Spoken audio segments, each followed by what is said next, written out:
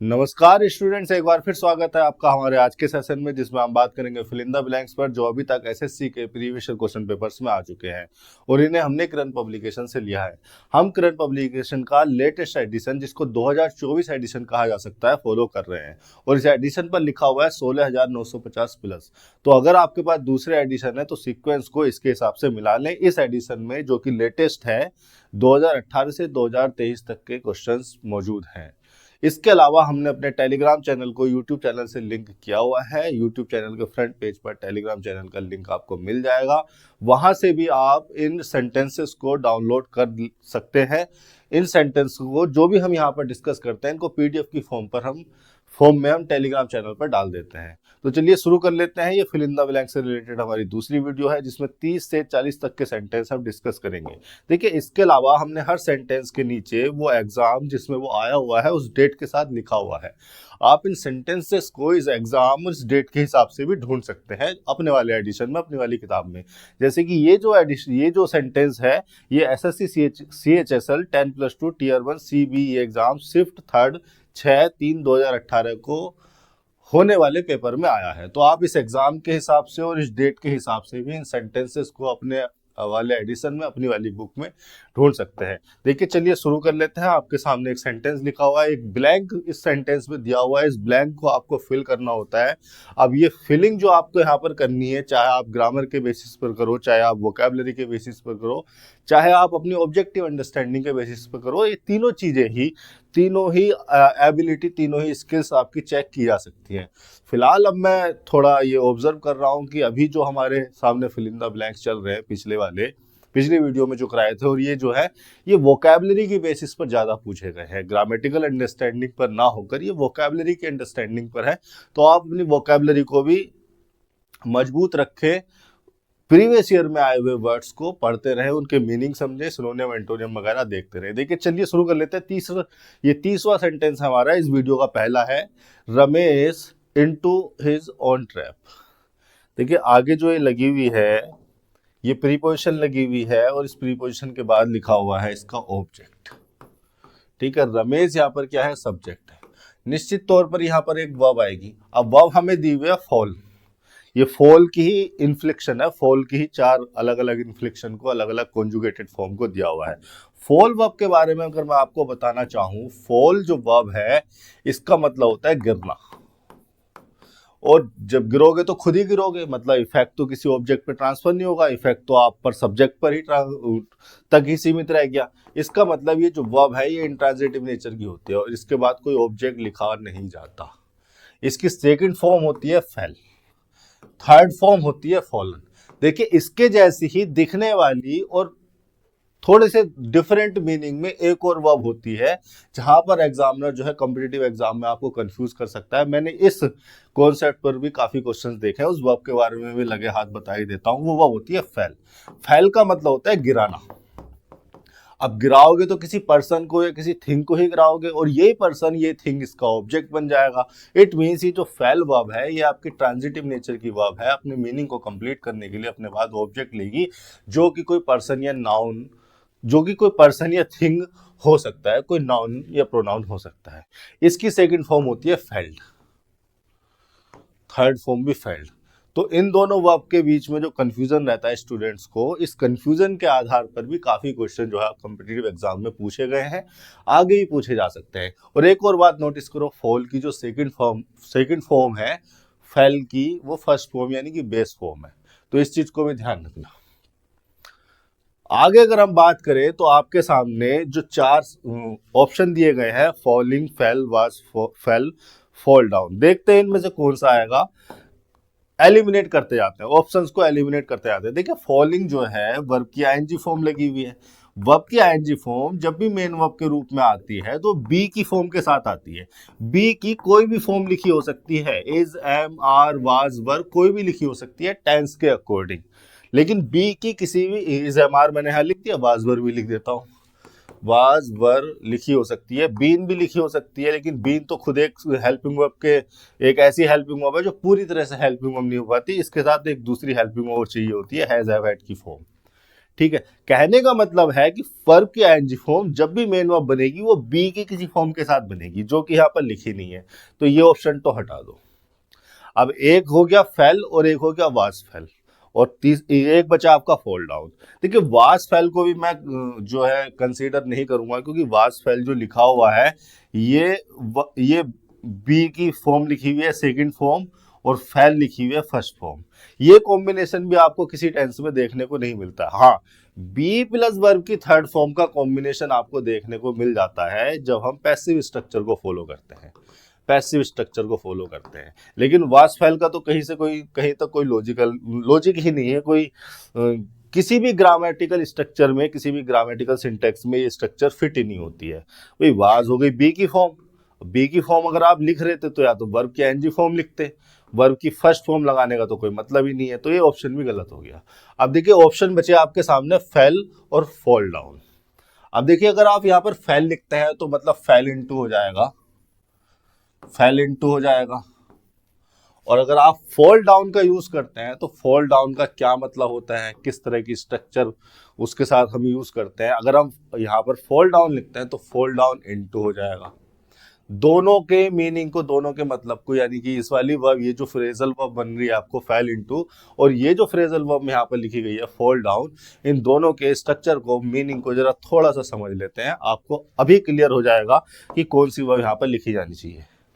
देखिए फॉल तो एक इंट्रांजिटिव नेचर की वर्ब है, अभी बताया मैंने आपको, लेकिन फॉल डाउन जो फ्रेजल वर्ब बनती है इसका मतलब होता है to lose balance and collapse to the ground. ये इसका मीनिंग आता है निकल के। फॉल यहां पर हो गई इंट्रांजिटिव नेचर की वर्ब, ऑब्जेक्ट तो लेगी नहीं। डाउन क्या है फिर, डाउन है भैया एडवर्ब ऑफ प्लेस।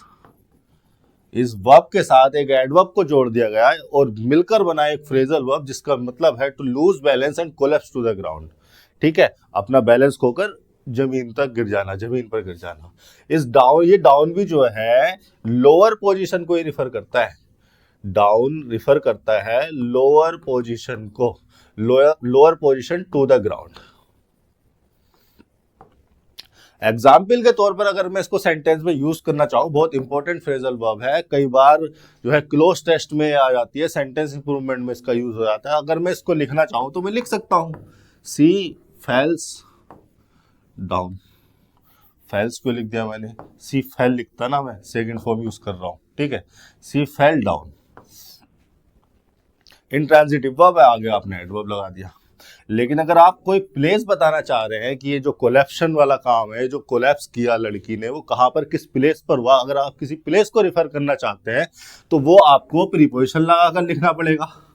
अगर आप ये बताना चाहते हैं कि वो कहाँ गिरी, वो लोकेशन, वो प्लेस अगर आप बताना चाहते हैं तो आपको एट प्रीपोजिशन या अकॉर्डिंगली, जिस भी तरह के प्लेस को आप रिफर कर रहे हैं उस तरह का प्रीपोजिशन लगाकर आपको लिखना पड़ेगा।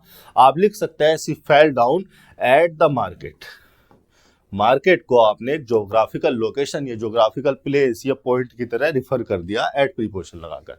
तो कहने का मतलब यह है कि डाउन जो है वो एडवर्ब के फंक्शन में होता है, इसीलिए हमने जो है मार्केट को जोड़ने के लिए एट प्रीपोजिशन लगाया। कोई भी स्टूडेंट डाउन को प्रीपोजिशन के फंक्शन में ना समझ ले, इसीलिए मैंने ये दूसरा वाला एग्जाम्पल आपको बताया है कि डाउन यहाँ पर प्रीपोजिशन नहीं है, वो एडवर्ब है जो कि एक लोअर पोजीशन को, ग्राउंड वाली पोजीशन को रिफर कर रही है इस फ्रेजल वर्ब के मीनिंग में, इस फ्रेजल वर्ब के कंटेक्स्ट में। और अगर हमें किसी प्लेस को रिफर करना था और उसको लिखना था तो हमें एक अलग से प्रीपोजिशन लगानी पड़ी। लेकिन फॉल इनटू के साथ ऐसा नहीं है। ये जो फॉल इनटू है, ये फॉल इनटू समथिंग, इस तरह की इसकी स्ट्रक्चर होती है। और ये फॉल यहाँ पर इंट्रांजिटिव नेचर की वर्ब होती है और इनटू यहाँ पर प्रीपोजिशन होती है, और प्रीपोजिशन के बाद लिखा जाता है उसका ऑब्जेक्ट, वो प्लेस या वो कोई भी स्टेट हो सकती है। ये जो समथिंग है किसी प्लेस को रिफर कर सकता है, किसी स्टेट को भी रिफर कर सकता है। और इनटू प्रीपोजिशन हम तब लगाते हैं जो हम किसी प्लेस या किसी स्टेट में एंटर करने की बात करते हैं, जब इनवर्ड मूवमेंट होती है। ठीक है, इनटू प्रीपोजिशन को इसी कंटेक्स्ट में लगाया जाता है, किसी प्लेस या स्टेट, कोई अवस्था हो सकती है, किसी प्लेस या स्टेट में एंटर एंट्रेंस लिख देता हूं मैं, मीनिंग सही रहेगा, एंट्रेंस के मीनिंग को रिफर करने के लिए, ये इस कंटेक्स्ट में। जैसे एग्जाम्पल के तौर पर मैं अगर यहां पर लिखना चाहूं तो मैं लिख सकता हूं she fail into depression. Depression से क्या बताया मैंने, एक मेंटल स्टेट को बताया। डिप्रेशन लिखकर मैंने एक मेंटल स्टेट को रिफर किया, तो सी फेल इनटू डिप्रेशन। इनटू यहाँ पर प्रीपोजिशन हो गया और इस प्रीपोजिशन के बाद इसका ऑब्जेक्ट हो गया। अब जरा वापस आइए, यहां पर आपके सेंटेंस में किस ऑब्जेक्टिव मीनिंग को कन्वे किया जा रहा है? क्या ट्रैप कोई अर्थ पर या कहीं पर कोई ज्योग्राफिकल लोकेशन थी? नहीं, ये क्या था, एक तरह का स्टेट ही है, एक तरह की स्टेट को ही रिफर कर रहा है। तो यहां पर हमें क्या लगानी चाहिए थी, फेल लगानी चाहिए थी। फॉल डाउन उस ऑब्जेक्टिव मीनिंग को कन्वे करने के लिए यहाँ जस्टिफाइबल नहीं है, जिस ऑब्जेक्टिव मीनिंग को कन्वे करने के लिए सेंटेंस में लिखा गया है, और सेंटेंस के आगे वाले भाग पर ध्यान देने पर ही हमें पता चलता है। 30वें का हो गया थर्ड ऑप्शन, बाकी सब ये गलत है। 31वें सेंटेंस पर चलते हैं। इस सेंटेंस के नीचे भी इस एग्जाम का नाम लिखा हुआ है, किस एग्जाम में आया, कौन सी शिफ्ट में आया, इस एग्जाम के नाम के हिसाब से भी इसको ढूंढ सकते हैं। Corruption is an evil generally more, blank दिया हुआ है, in the underdeveloped and developing countries of the world. फटाफट सेंटेंस की स्ट्रक्चर को, सिंटेक्स को इंटरप्रेट करेंगे और देखेंगे कि इस ब्लैंक में कौन सा वर्ड ज्यादा अप्रोप्रिएट है, कौन सा वर्ड सुटेबल है मीनिंग के हिसाब से और कंटेक्स्ट के हिसाब से। करप्शन यहां पर नाउन हो गया, चूंकि अनकाउंटेबल नाउन था तो सिंगुलर कंसीडर किया गया। देखिए अनकाउंटेबल जो नाउन होते हैं वो सिंगुलर प्लूरल नहीं होते, लेकिन वो बिहेव सिंगुलर की तरह ही करते हैं। यानी कि जब हम उन्हें ग्रामेटिकली हैंडल करते हैं तो हम ऐसे हैंडल करते हैं जैसे वो सिंगुलर हो, है ना। अनकाउंटेबल अगर आप किसी नाउन को कह रहे हैं तो सिंगुलर प्लूरल पूछना ही उसके बारे में गलत है, लेकिन उनको हैंडल ऐसे ही किया जाता है जैसे कि वो सिंगुलर नाउन हो। करप्शन नाउन हो गया, इसलिए यहां पर क्या लग गया, इज लग गया। अब ये देखिए बी की फॉर्म लगी हुई है, लिंकिंग वर्ब है, आगे लिखा हुआ है उसका complement. Corruption is an evil, evil लगा दिया हमने क्योंकि यहाँ पर वोवल साउंड था। इविल यहाँ पर नाउन हो गया, एन हो गया यहाँ पर आर्टिकल, नाउन फ्रेज, करप्शन का कॉम्प्लीमेंट बन गई। और इविल को आगे फर्दर जो है कॉम्प्लीमेंट देने के लिए उसको फर्दर एक एडजेक्टिव दिया गया है, लेकिन एडजेक्टिव दिया कैसे गया है, एडजेक्टिव लिखा जाना है यहाँ ब्लैंक में, और ये एडजेक्टिव को मॉडिफाई करेगा मोर एडवर्ब, और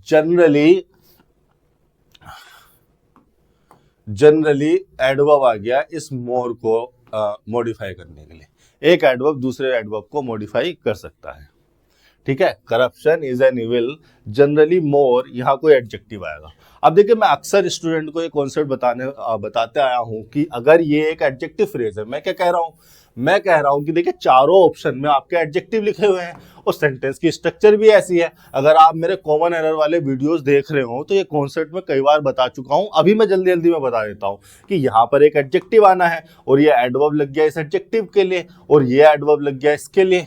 तो बेसिकली ये क्या हो गई, ये एक एडजेक्टिव फ्रेज हो गई, और एडजेक्टिव फ्रेज हो किसके लिए गई, इस इविल के लिए हो गई।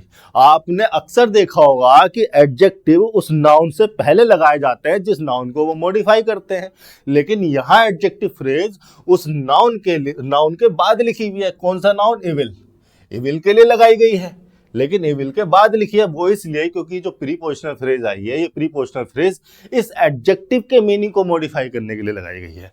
तो अगर कोई प्रीपोजिशनल फ्रेज उस एडजेक्टिव के मीनिंग को मॉडिफाई करने के लिए लगाई जाए तो वो एडजेक्टिव इस नाउन से पहले ना लिखकर इस नाउन के बाद लिखा जाता है। इस कॉन्सेप्ट पर हम काफी बार बात कर चुके हैं, यही कॉन्सेप्ट यहाँ पर लग रहा है। स्ट्रक्चर को अगर मैं बता रहा हूं तो मैंने ये बता दिया, आगे देखते हैं कि क्या आना चाहिए यहाँ पर। इन the underdeveloped and developing countries of the world, in preposition हो गया और प्रीपोजिशन के बाद आ गया इन the underdeveloped and developing countries. Developing countries, countries यहाँ पर नाउन हो गया, डेवलपिंग इसके लिए एडजेक्टिव हो गया, और दूसरा एडजेक्टिव हो रहा था इसके लिए अंडर डेवलप्ड। एंड कंजंक्शन ने इस वाले अंडर डेवलप्ड को और डेवलपिंग को, इन दोनों एडजेक्टिव को कोऑर्डिनेट कंजंक्शन के द्वारा जोड़ा गया है, एंड के द्वारा। ऑफ लग गया प्रीपोजिशन के रूप में और प्रीपोजिशन का ऑब्जेक्ट हो गया। अब ये जो प्रीपोजिशनल फ्रेज है ये कंट्रीज को बताने के लिए एक और एडजेक्टिव लग गया कि कहाँ की कंट्रीज की बात की जा रही है। ये तो हो गया इसका सिंटेक्स। आप अगर इन चारों शब्दों के मीनिंग को जानते हैं, समझते हैं, तो आप यहाँ पर कौन सा वाला लगाएंगे? इन चारों शब्दों के मीनिंग मैं आपको बता देता हूँ। चारों ही एडजेक्टिव है लेकिन मीनिंग बहुत अलग अलग है। अगर आप इनके मीनिंग को जान जाएंगे तो आप यहाँ पर खुद लगा लेंगे। देखिए, पहला वर्ड हम लेते हैं रिलेक्टेंट। रिलेक्टेंट की अगर हम बात करें तो रिलेक्टेंट का मतलब होता है not willing to do something. Reluctant का मतलब होता है, रिलेक्टेंट एक एडजेक्टिव है, not willing to do something. देखो, सेंटेंस को पढ़ के उसका स्ट्रक्चर और उसका मीनिंग, वो ऑब्जेक्टिव कंटेक्स्ट, वो ऑब्जेक्टिव मीनिंग किस ऑब्जेक्टिव कंटेक्स्ट में किस ऑब्जेक्टिव मीनिंग को कन्वे करने की कोशिश की जा रही है स्पीकर या राइटर के द्वारा, ये समझ में आना चाहिए। सिंटैक्स भी समझ में आना चाहिए, सिमेंटिक्स भी समझ में आना चाहिए, तभी आप किसी भी सेंटेंस को हैंडल कर पाओगे। चाहे वो कॉमन एरर हो, चाहे वो सेंटेंस इंप्रूवमेंट हो, चाहे वो फिल इन द ब्लैंक्स हो, चाहे वो क्लोज टेस्ट में कोई पर्टिकुलर स्पेसिफिक सेंटेंस हो। तो दोनों चीजें समझने के लिए जो है आपको दिमाग का बहुत अच्छे से इस्तेमाल करना है। सिंटैक्स में यहाँ पर बता देता हूँ, सिमेंटिक्स यानी कि मीनिंग भी समझने की कोशिश करेंगे, तभी अगर आप इस सेंटेंस के ऑब्जेक्टिव मीनिंग को नहीं समझ पा रहे हैं तो आपको कैसे पता चलेगा कि इन चारों शब्दों में से कौन सा वाला वर्ड ज्यादा सुटेबल है उस ऑब्जेक्टिव मीनिंग को सेटिस्फाई करने के लिए, उस ऑब्जेक्टिव मीनिंग को कन्वे करने के लिए। ठीक है, समझ ली मेरी बात। और ये रीडिंग स्किल से इंप्रूव होता है। अगर किसी का पहले से ठीक है तो अच्छी बात है, वरना रीडिंग स्किल्स बढ़ाइए। रिलेक्टेंट का मतलब होता है not willing to do something. दूसरा वर्ड आपके सामने लिखा है डिस्टेंट। डिस्टेंट का मतलब होता है, डिस्टेंट भी एडजेक्टिव है और इसका मतलब होता है फार अवे इन स्पेस और टाइम। अगर फार अवे इन स्पेस और टाइम, कोई भी चीज, कोई भी ऑब्जेक्ट, कोई भी पर्सन या कोई थिंग, कोई इवेंट अगर स्पेस के रेस्पेक्ट में यानी कि ज्योग्राफिकली आपसे दूर है, आप उसको डिस्टेंट कह सकते हैं। अगर टाइम के रेस्पेक्ट में वो दूर है, मान लीजिए कि कोई इवेंट 5-6 साल बाद होना है, तो आप कह सकते हैं उस इवेंट को अभी डिस्टेंट है, अभी वो इवेंट डिस्टेंट है, दूर है, अभी उसकी तैयारी क्या करनी है, अभी उसके लिए कपड़े उपड़े क्या खरीदने, तभी सोचेंगे जब वो आएगा। तो फार अवे इन स्पेस और टाइम, उसको कहा जाता है डिस्टेंट। रैम्पेंट, रैम्पेंट का अगर मैं मतलब बताने की कोशिश करूं तो रैम्पेंट का मतलब होता है, रैम्पेंट एक एडजेक्टिव है और इसका मतलब होता है इंक्रीजिंग और फ्लरिशिंग। फ्लोरिशिंग का मतलब ग्रोइंग, ठीक है, फ्लरिशिंग का मतलब ग्रोइंग। इंक्रीजिंग और flourishing in an uncontrolled way, uncontrolled way. और स्पेशली बैड थिंग्स को रिफर करने के लिए, स्पेशली ऐसी चीजों से पहले, एडजेक्टिव है तो किसी नाउन से पहले लगाया जाएगा, स्पेशली ऐसे नाउन से पहले लगाया जाता है जो किसी बैड थिंग को रिफर करते हैं।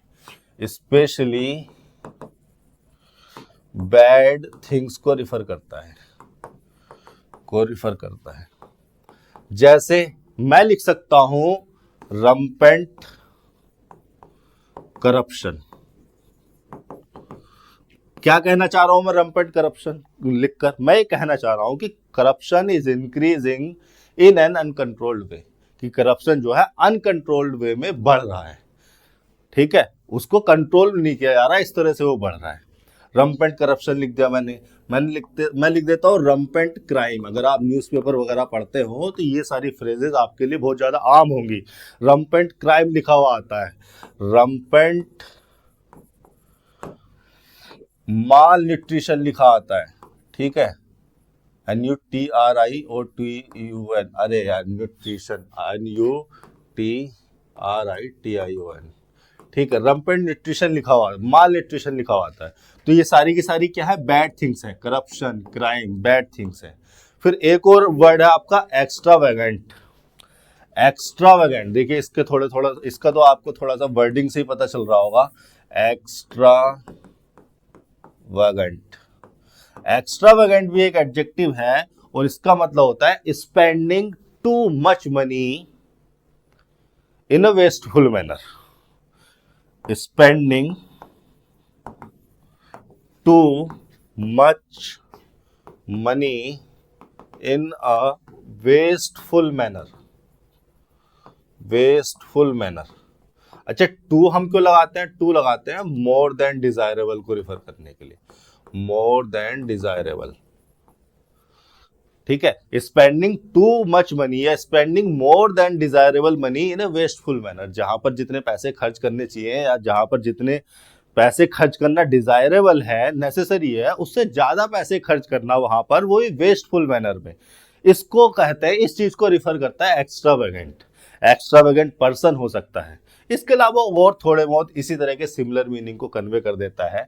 मैं लिख सकता हूं यहां पर using more than necessary resources, जितने रिसोर्सेस की का इस्तेमाल करना उससे ज्यादा रिसोर्सेज आप इस्तेमाल कर रहे हो, वही वेस्टफुल मैनर में, इन अ वेस्टफुल मैनर। ठीक है, यही सिमिलर मीनिंग है। यहाँ पर आप मनी को स्पेंड कर रहे थे, यहाँ पर आप रिसोर्सेज को यूज कर रहे हो। रिसोर्सेज कुछ भी हो सकता है, वाटर, फ्यूल, एनर्जी, कुछ भी रिसोर्सेज कंसीडर किया जा सकता है। एक्स्ट्रावेगेंट का मतलब ये भी हो सकता है एक्सेसिवली हाई इन प्राइस। आप किसी दुकान पर गए, उस दुकान पर आपने कोई आइटम का, किसी आर्टिकल का आपने प्राइस पूछा, तो आपके अंदाजे के हिसाब से वो 700 रुपए का होना चाहिए था, उसने 7,000 का बता दिया। तो एक्सेसिवली हाई इन प्राइस, इसको भी क्या है, एक्स्ट्रावेगेंट, इस मीनिंग को भी कन्वे कर सकता है। इसके अलावा exceeding beyond reasonable amount, reasonable amount से ज्यादा, अगर कोई भी रीजनेबल अमाउंट के बियॉन्ड अगर कोई भी चीज एक्सीड कर रही है, तो आप उसको भी एक्स्ट्रावेगेंट कह सकते हैं। चारों मीनिंग को अगर आप ध्यान से देखोगे तो थोड़े थोड़े सिमिलर मीनिंग है, इसलिए चारों चीजें जो है पढ़ के चला करो, समझ के चला करो। इससे आपको पता चलता है कि एक ही शब्द अलग अलग कंटेक्स्ट में थोड़े से सिमिलर मीनिंग को कन्वे कर सकता है। वापस आते हैं हमारे सेंटेंस पर। आपको ऑब्जेक्टिव मीनिंग अगर इस सेंटेंस का समझ में आ रहा है, तो आपको ध्यान देना चाहिए कि यहाँ पर जो करप्शन है उसको बताया गया है कि वो रैम्पेंट है in the underdeveloped and developing countries. मतलब इस तरह से वो इंक्रीज हो रहा है कि उसको कंट्रोल नहीं किया जा रहा। तो यहाँ पर सही वर्ड होना चाहिए था रैम्पेंट, सही एडजेक्टिव आना था रैम्पेंट। ठीक है, ये एडजेक्टिव लग गया, ये एडवर्ब, इसके लिए ये एडवर्ब लग गया। यहाँ पर ये प्रीपोजिशनल फ्रेज आ गई। देखिए, ऐसा तो है नहीं कि करप्शन को एक इविल कहा जा रहा है और ये इविल कोई अनविलिंग है। रिलेक्टेंट का मतलब तो अनविलिंग था। ऐसा भी नहीं है कि इसको डिस्टेंट बताया जा रहा है स्पेस और टाइम के रेस्पेक्ट में। एक्स्ट्रावेगेंट भी आप इसको नहीं बता सकते। ऐसा तो है नहीं कि बहुत ज्यादा प्राइस का है या कुछ ऐसा है। इसको कहा जा रहा है रैम्पेंट, इंक्रीज हो रहा है अनकंट्रोल वे में। तो 31 का हो जाना चाहिए था थर्ड ऑप्शन। देखिए, सारे सेंटेंस जो हम आज की वीडियो में डिस्कस करने वाले हैं, मैंने ये ऑब्जर्व किया है कि ये बेसिकली आपके वोकैबुलरी स्किल्स पर है। मुझे ऐसा इन सेंटेंस को कराते वक्त मुझे ऐसा लग भी नहीं रहा कि मैं ग्रामर पढ़ा रहा हूँ, मुझे ऐसा लग रहा है जैसे मैं वोकैबुलरी पढ़ा रहा हूँ। तो मेरा ये सजेशन है आपको कि जो प्रीवियस ईयर की वोकैबुलरी है एसएससी की सारी, उसका अच्छे तरीके से उसको मेमोराइज कर लो आप, उसको बार बार उसको यहाँ पर पढ़ो, समझो, रिवाइज करते रहो, ये जरूरी है। चलते हैं अगले सेंटेंस पर।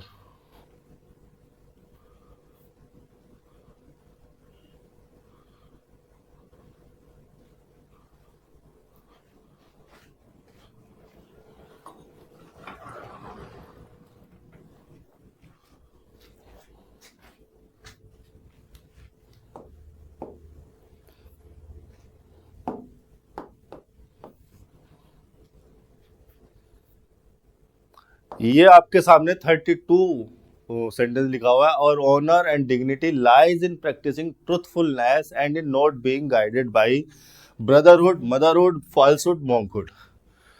ठीक है, और ऑनर एंड डिग्निटी, देखिए ऑनर एंड डिग्निटी को एक ही यूनिट कंसीडर किया गया है और उसके लिए लगाया गया है डिटर्मिनर। ऐसा कई बार होता है कि दो नाउन को एंड कंजंक्शन से जोड़कर या और कंजंक्शन से जोड़कर हम एक ही यूनिट कंसीडर करते हैं। और इस बात का पता चल रहा है कि ऑनर एंड डिग्निटी को एक यूनिट कंसीडर किया गया है, मतलब एक सिंगुलर यूनिट कंसीडर किया गया है। दो अलग अलग नाउन नहीं है जिनको एंड कंजंक्शन से जोड़ के प्लूरल मान लिया जाए। ऑनर एंड डिग्निटी को एक सिंगुलर यूनिट कंसीडर किया गया है और इस बात का सबूत है लाइज। लाइज जो है एस की फॉर्म में वर्ब की SEIS फॉर्म यूज की गई है। इसका मतलब ऑनर एंड डिग्निटी को एक ही यूनिट कंसीडर किया गया है। ऐसा कई बार होता है। ब्रेड एंड बटर का एग्जाम्पल आपको मिलेगा, ब्रेड एंड बटर। देखिए ब्रेड एंड बटर अगर दो अलग अलग ऑब्जेक्ट को रिफर कर रहे हैं, ब्रेड अलग ऑब्जेक्ट हो गया, बटर अलग ऑब्जेक्ट हो गया, तब तो ये प्लूरल नाउन की तरह ही कंसीडर होगा। प्लूरल कैसे भाई, एक ऑब्जेक्ट ये 1 + 1 यानी कि 2 हो गया। लेकिन अगर ब्रेड एंड बटर से हम मेटाफोरिकली कुछ और रिफर कर रहे हैं, ब्रेड एंड बटर से अगर हम ब्रेकफास्ट को रिफर कर रहे हैं, ठीक है, तो हम इसको सिंगुलर काउंट कर कर चलेंगे। ऐसे बुलक एंड कार्ट है, बुलक एंड कार्ट, बुलक भाई अलग होते हैं और कार्ट बिल्कुल अलग होती है, तो दो अलग अलग ऑब्जेक्ट को अगर रिफर किया जा रहा है तब तो आप प्लूरली कंसीडर करोगे, एक ये हो गया, एक ये हो गया। लेकिन अगर इसके कॉम्बिनेशन को एक मीन्स ऑफ ट्रांसपोर्टेशन यूज किया जा रहा है, एक यातायात का साधन कंसीडर किया जा रहा है, तब तो आप उसको सिंगुलर कंसीडर करोगे। अब बाकी इस कॉन्सेप्ट पर डिटेल में हम बात करेंगे नाउन चैप्टर पर। फिलहाल आप जो है सेंटेंस पर आगे चलते हैं, ठीक है। और यहाँ पर डिटर्मिनर लग गया और ऑनर एंड डिग्निटी को एक सिंगुलर नाउन की तरह एक ही यूनिट कंसीडर कर लिया, जो कि सब्जेक्ट हो गया, और सब्जेक्ट जो है हमारा सिंगुलर है, तो यहाँ पर लाइज आ गया। इन प्रीपोजिशन लग गया क्योंकि लाइज इंट्रांजिटिव वर्ब है और उसके बाद ऑब्जेक्ट आएगा नहीं। इन प्रीपोजिशन लग गया और प्रीपोजिशन के बाद लिखा है इसका ऑब्जेक्ट, चूंकि वर्ब के फॉर्म में था और ऑब्जेक्ट हमें चाहिए था जो कि नाउन हो सकता है, तो वर्ब को हमने क्या बना रखा है, यहाँ पर जिरेंट बना रखा है।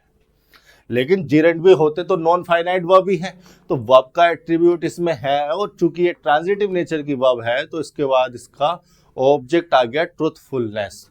ट्रूथफुलनेस का मतलब the state of being true, ठीक है। Truthfulness the state of being true, the quality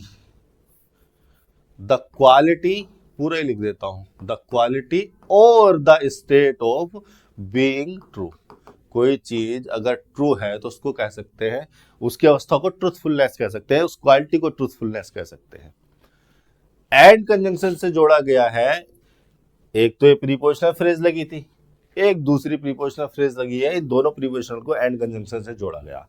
in preposition और इस प्रीपोजिशन के बाद लगाया बीइंग, इसका ऑब्जेक्ट बनकर, जो कि फिर से एक जिरेंट की फॉर्म में आ गया। क्योंकि एक वर्ब थी, हमें चाहिए था ऑब्जेक्ट, ऑब्जेक्ट मतलब नाउन, तो वर्ब को नाउन बनाने के लिए हमने बना दिया जिरेंट। अब हमें इसका निगेशन दिखाना था, चूंकि एक वर्ब थी तो हमने एडवर्ब नोट को इससे पहले लगा दिया। अब देखो कई स्टूडेंट्स रट्टा मार के बैठ जाते हैं कि इन प्रीपोजिशन के बाद उसका ऑब्जेक्ट आएगा, बीच में कुछ नहीं आ सकता। लेकिन प्रीपोजिशन और ऑब्जेक्ट के बीच में क्या आ रहा है, एडवर्ब आ रहा है। तो इंग्लिश की स्ट्रक्चर के साथ, सिंटेक्स के साथ आपको फ्लेक्सिबल रहने की जरूरत है। कई बार चीजें आपके सामने ऐसी आ जाएंगी जो आपके द्वारा रटे गए स्ट्रिक्ट रूल्स को, स्ट्रिक्ट रेगुलेशंस को तोड़ेंगी, उनको फॉलो नहीं करेंगी। यहां पर आपकी काम आएगी समझ। प्रीपोजिशन के बाद उसका ऑब्जेक्ट लिखा जाना चाहिए, ये सही बात है, लेकिन ऑब्जेक्ट एक जिरेंट की फॉर्म में था, और जिरेंट जो है नॉन फाइनाइट वर्ब होते हैं, और उस वर्ब में जो एक्शन है, जो भी स्टेटिव वर्ब है वो बीइंग, उसका निगेशन दिखाने के लिए हमें एडवर्ब लिखना था। तो एडवर्ब को कहाँ चिपका दिया हमने, उससे पहले चिपका दिया।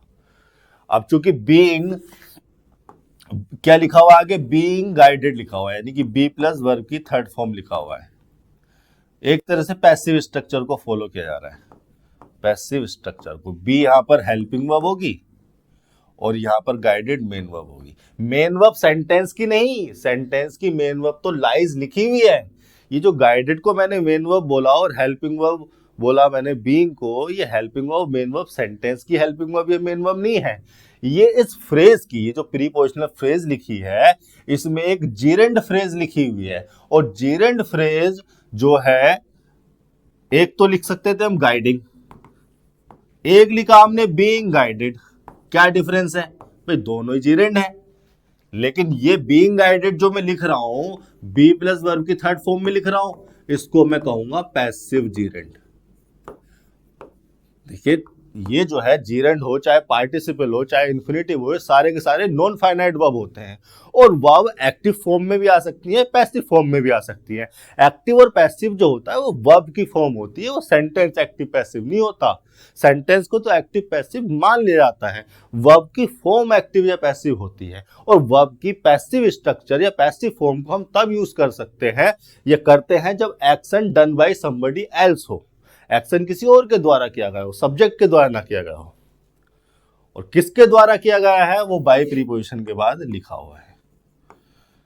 ठीक है, बाय प्रीपोजिशन उस डूअर को रिफर करने के लिए भी लगा देता है, या how something is done, how something is done उस मैनर को रिफर करने के लिए भी लगा देता है।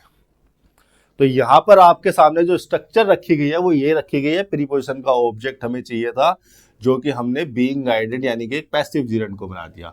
ठीक है, प्रीपोजिशन के बाद उसका ऑब्जेक्ट बीइंग, और चूंकि बीइंग खुद जो है हेल्पिंग ऑफ की नेचर के, तो उसके साथ मेन वर्ब आपने लगा दी गाइडेड। बाय प्रीपोजिशन लिख के आप कोई डूअर लिखेंगे, कोई पर्सन, या वो एक्टिविटी या वो थिंग या वो कॉन्सेप्ट या थियरी कुछ भी लिख सकते हैं जिससे जो है गाइड किया गया हो। इसको मैं हटा देता हूं, फिर आगे जो है ऑप्शन पर बात कर लेते हैं। ये सेंटेंस की स्ट्रक्चर है। कई बार मुझसे स्टूडेंट्स कहते हैं कि सर आप 5 सेंटेंस बताने में 1 घंटा लगा देते हैं, हम इतने ज्यादा लेक्चर्स देखेंगे कैसे।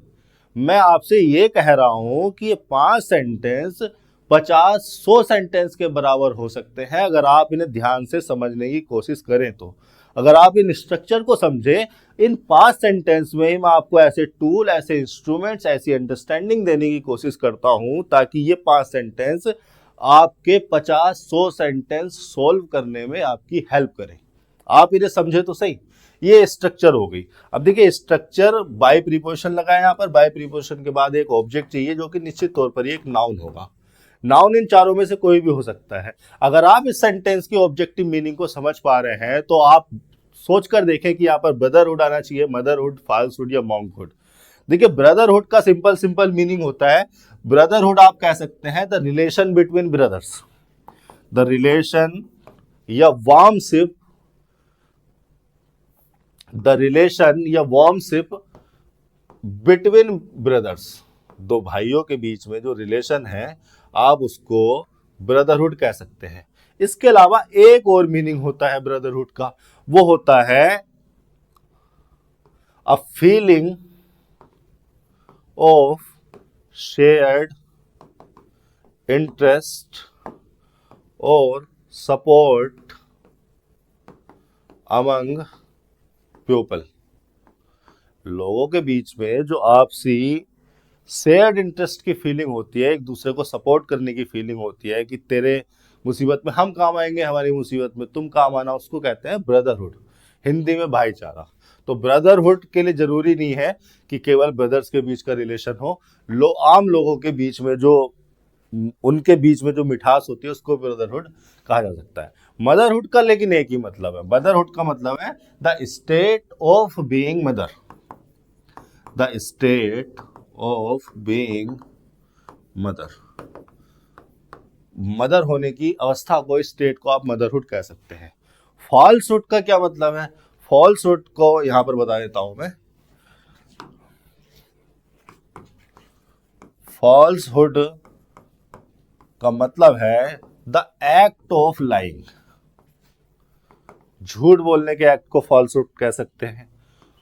उस लाइंग को, जो आपने लाई बोला है या जो फॉल्स स्टेटमेंट आपने कहा है, उसको भी आप फॉल्सहुड कह सकते हैं।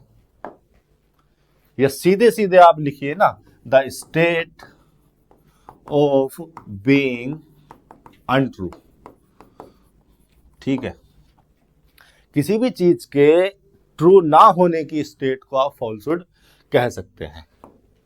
मॉन्कहुड के बारे में आपको बता दूं, मॉन्कहुड का सीधे सीधे मतलब है, मॉन्कहुड का मतलब है the state of being a monk. कोई अगर पर्सन मॉन्क है या मॉन्क जैसा जीवन व्यतीत कर रहा है तो उसकी जो अवस्था है, जो उसके जीवन की स्टेट है, लाइफ स्टेट है, उसको आप मॉन्कहुड कह सकते हैं। मॉन्क का मैंने फोटो भी लगाया है यहाँ पर। ठीक है, ये मैं हटा देता हूं, आपको मॉन्क का फोटो दिखाते हैं। ये एक बुद्धिस्ट मॉन्क है और ये बैठे हुए जो है मेडिटेशन कर रहे हैं, इनको कहा जाता है मोंक। तो अगर कोई इस तरह का लाइफ जी रहा है तो उसकी लाइफ स्टेट को आप मोंकहुड कह सकते हैं। वापस आइए, तो यहाँ पर क्या लगाना था, क्या हम ब्रदरहुड को, मदरहुड को या मोंकहुड को रिफर कर रहे थे? नहीं। देखिए यहाँ पर इन प्रैक्टिसिंग ट्रुथफुलनेस, ट्रुथफुलनेस को यस किया गया है और फॉल्सहुड को नोट किया गया है। Our honor and dignity lies in practicing truthfulness and in not being guided by falsehood। ठीक है, हमारी जो ऑनर एंड डिग्निटी है वो ट्रुथफुलनेस को प्रैक्टिस करने में है, फॉल्सहुड से उसका कोई लेना देने नहीं है, फॉल्सहुड उसको गाइड नहीं करती है, ये कहा जा रहा है। तो 32 का हो जाना था 3। आगे चल लेते हैं।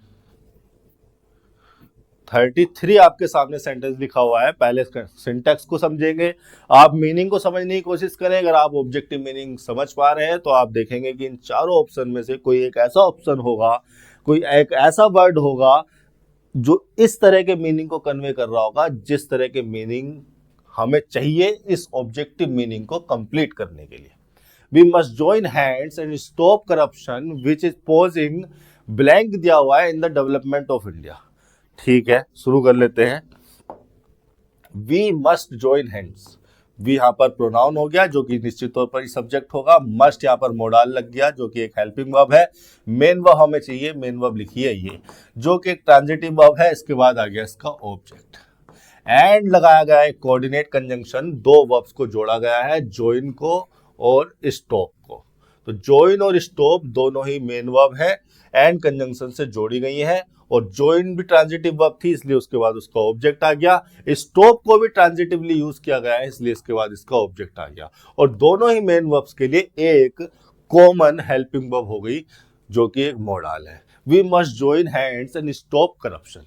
अब देखिए विच को लगाया गया है एक रिलेटिव प्रोनाउन की तरह, और रिलेटिव प्रोनाउन है तो सब्जेक्ट हो रहा है इस प्रेडिकेट के लिए जो प्रेडिकेट आगे लिखा हुआ है, विच इज पोजिंग। ठीक है, blank in the development of India. Relative pronoun है, करप्शन के लिए आया है, यानी कि विच जो है करप्शन के मीनिंग में है। तो करप्शन इज पोजिंग ना, आप यही तो कहना चाह रहे हैं, करप्शन इज पोजिंग। ठीक है, विच जो है करप्शन के मीनिंग को कन्वे कर रहा है, उसी अपने एंटीसीडेंट के लिए रिलेटिव प्रोनाउन यूज किया जाता है। तो आप कहना क्या चाह रहे हैं, आप कह रहे हैं करप्शन इज पोजिंग।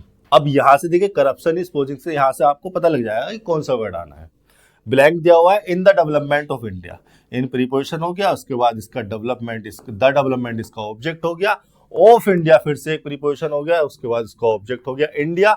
और ये प्रीपोजिशनल फ्रेज आ गई इस डेवलपमेंट के लिए, डेवलपमेंट नाउन था, ये प्रीपोजिशनल फ्रेज ऑफ इंडिया हो गई एडजेक्टिव फ्रेज। ठीक है, corruption is posing tolerance in the development of India, radiance in the development of India. Corruption is posing hindrance in the development of India. Corruption is posing relevance in the development of India. क्या इन चारों words के meaning आपको पता है? नहीं पता है तो जरा जान लेते हैं फटाफट, वहीं से आपको समझ में आएगा। पहला वर्ड है टॉलरेंस। देखिए टॉलरेंस बना है टॉलरेट से, टॉलरेंस। टॉलरेंस एक नाउन है और इसका मतलब है द विलिंगनेस और एबिलिटी टू टॉलरेट और accept the feelings,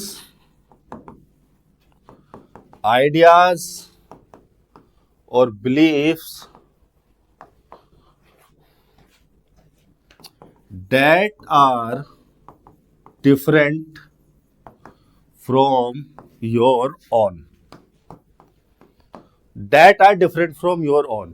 मतलब वो विलिंगनेस आपकी या किसी भी व्यक्ति की, वो विलिंगनेस, वो एबिलिटी, वो एटीट्यूड कि आप अपने से किसी दूसरे आइडियाज को, बिलीफ्स को, फीलिंग्स को टॉलरेट कर सके या एक्सेप्ट कर सके। भाई एक तो वो आइडियाज हो गए, वो बिलीफ्स हो गई, वो फीलिंग्स हो गई जो आपके दिमाग में है, जिन्हें आप अपना मानते हैं, ये मेरे विचार हैं, ये मेरे आइडियाज हैं, ये मेरी फीलिंग्स है। इसके अलावा जो दूसरों की आइडियाज है, बिलीफ्स है, ओपिनियंस है, जो कि आपके अपोजिट हो सकती हैं, आपसे डिफरेंट हो सकती हैं, उनको एक्सेप्ट कर लेना, उनको टॉलरेट कर लेना। एक्सेप्ट ना भी करो तो उनको टॉलरेट तो कम से कम कर लेना।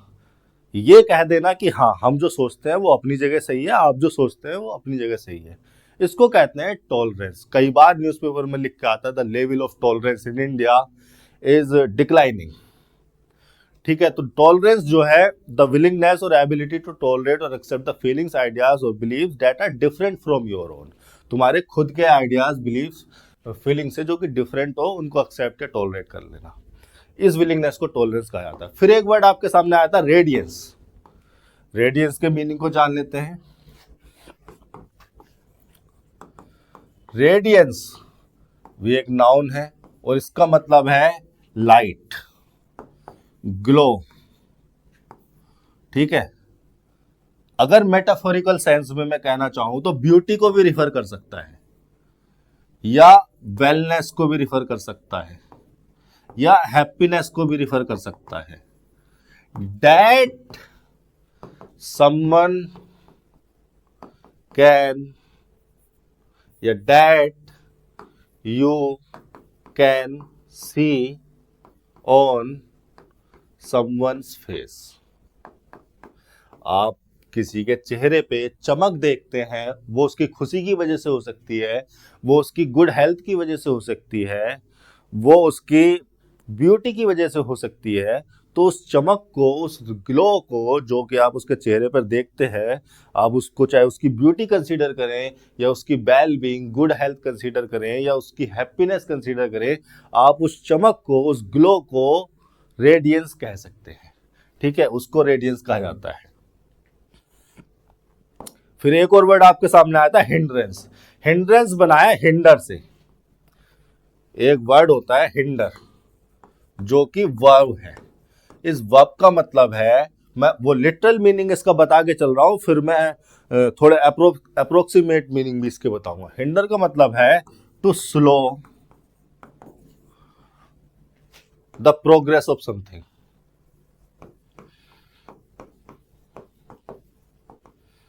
ठीक है, या to limit the development of something. ये सारे मीनिंग आपको डिक्शनरी पर अलग अलग तरीके से लिखे हुए मिल जाएंगे, मैं इनको अपने तरीके से लिख देता हूं।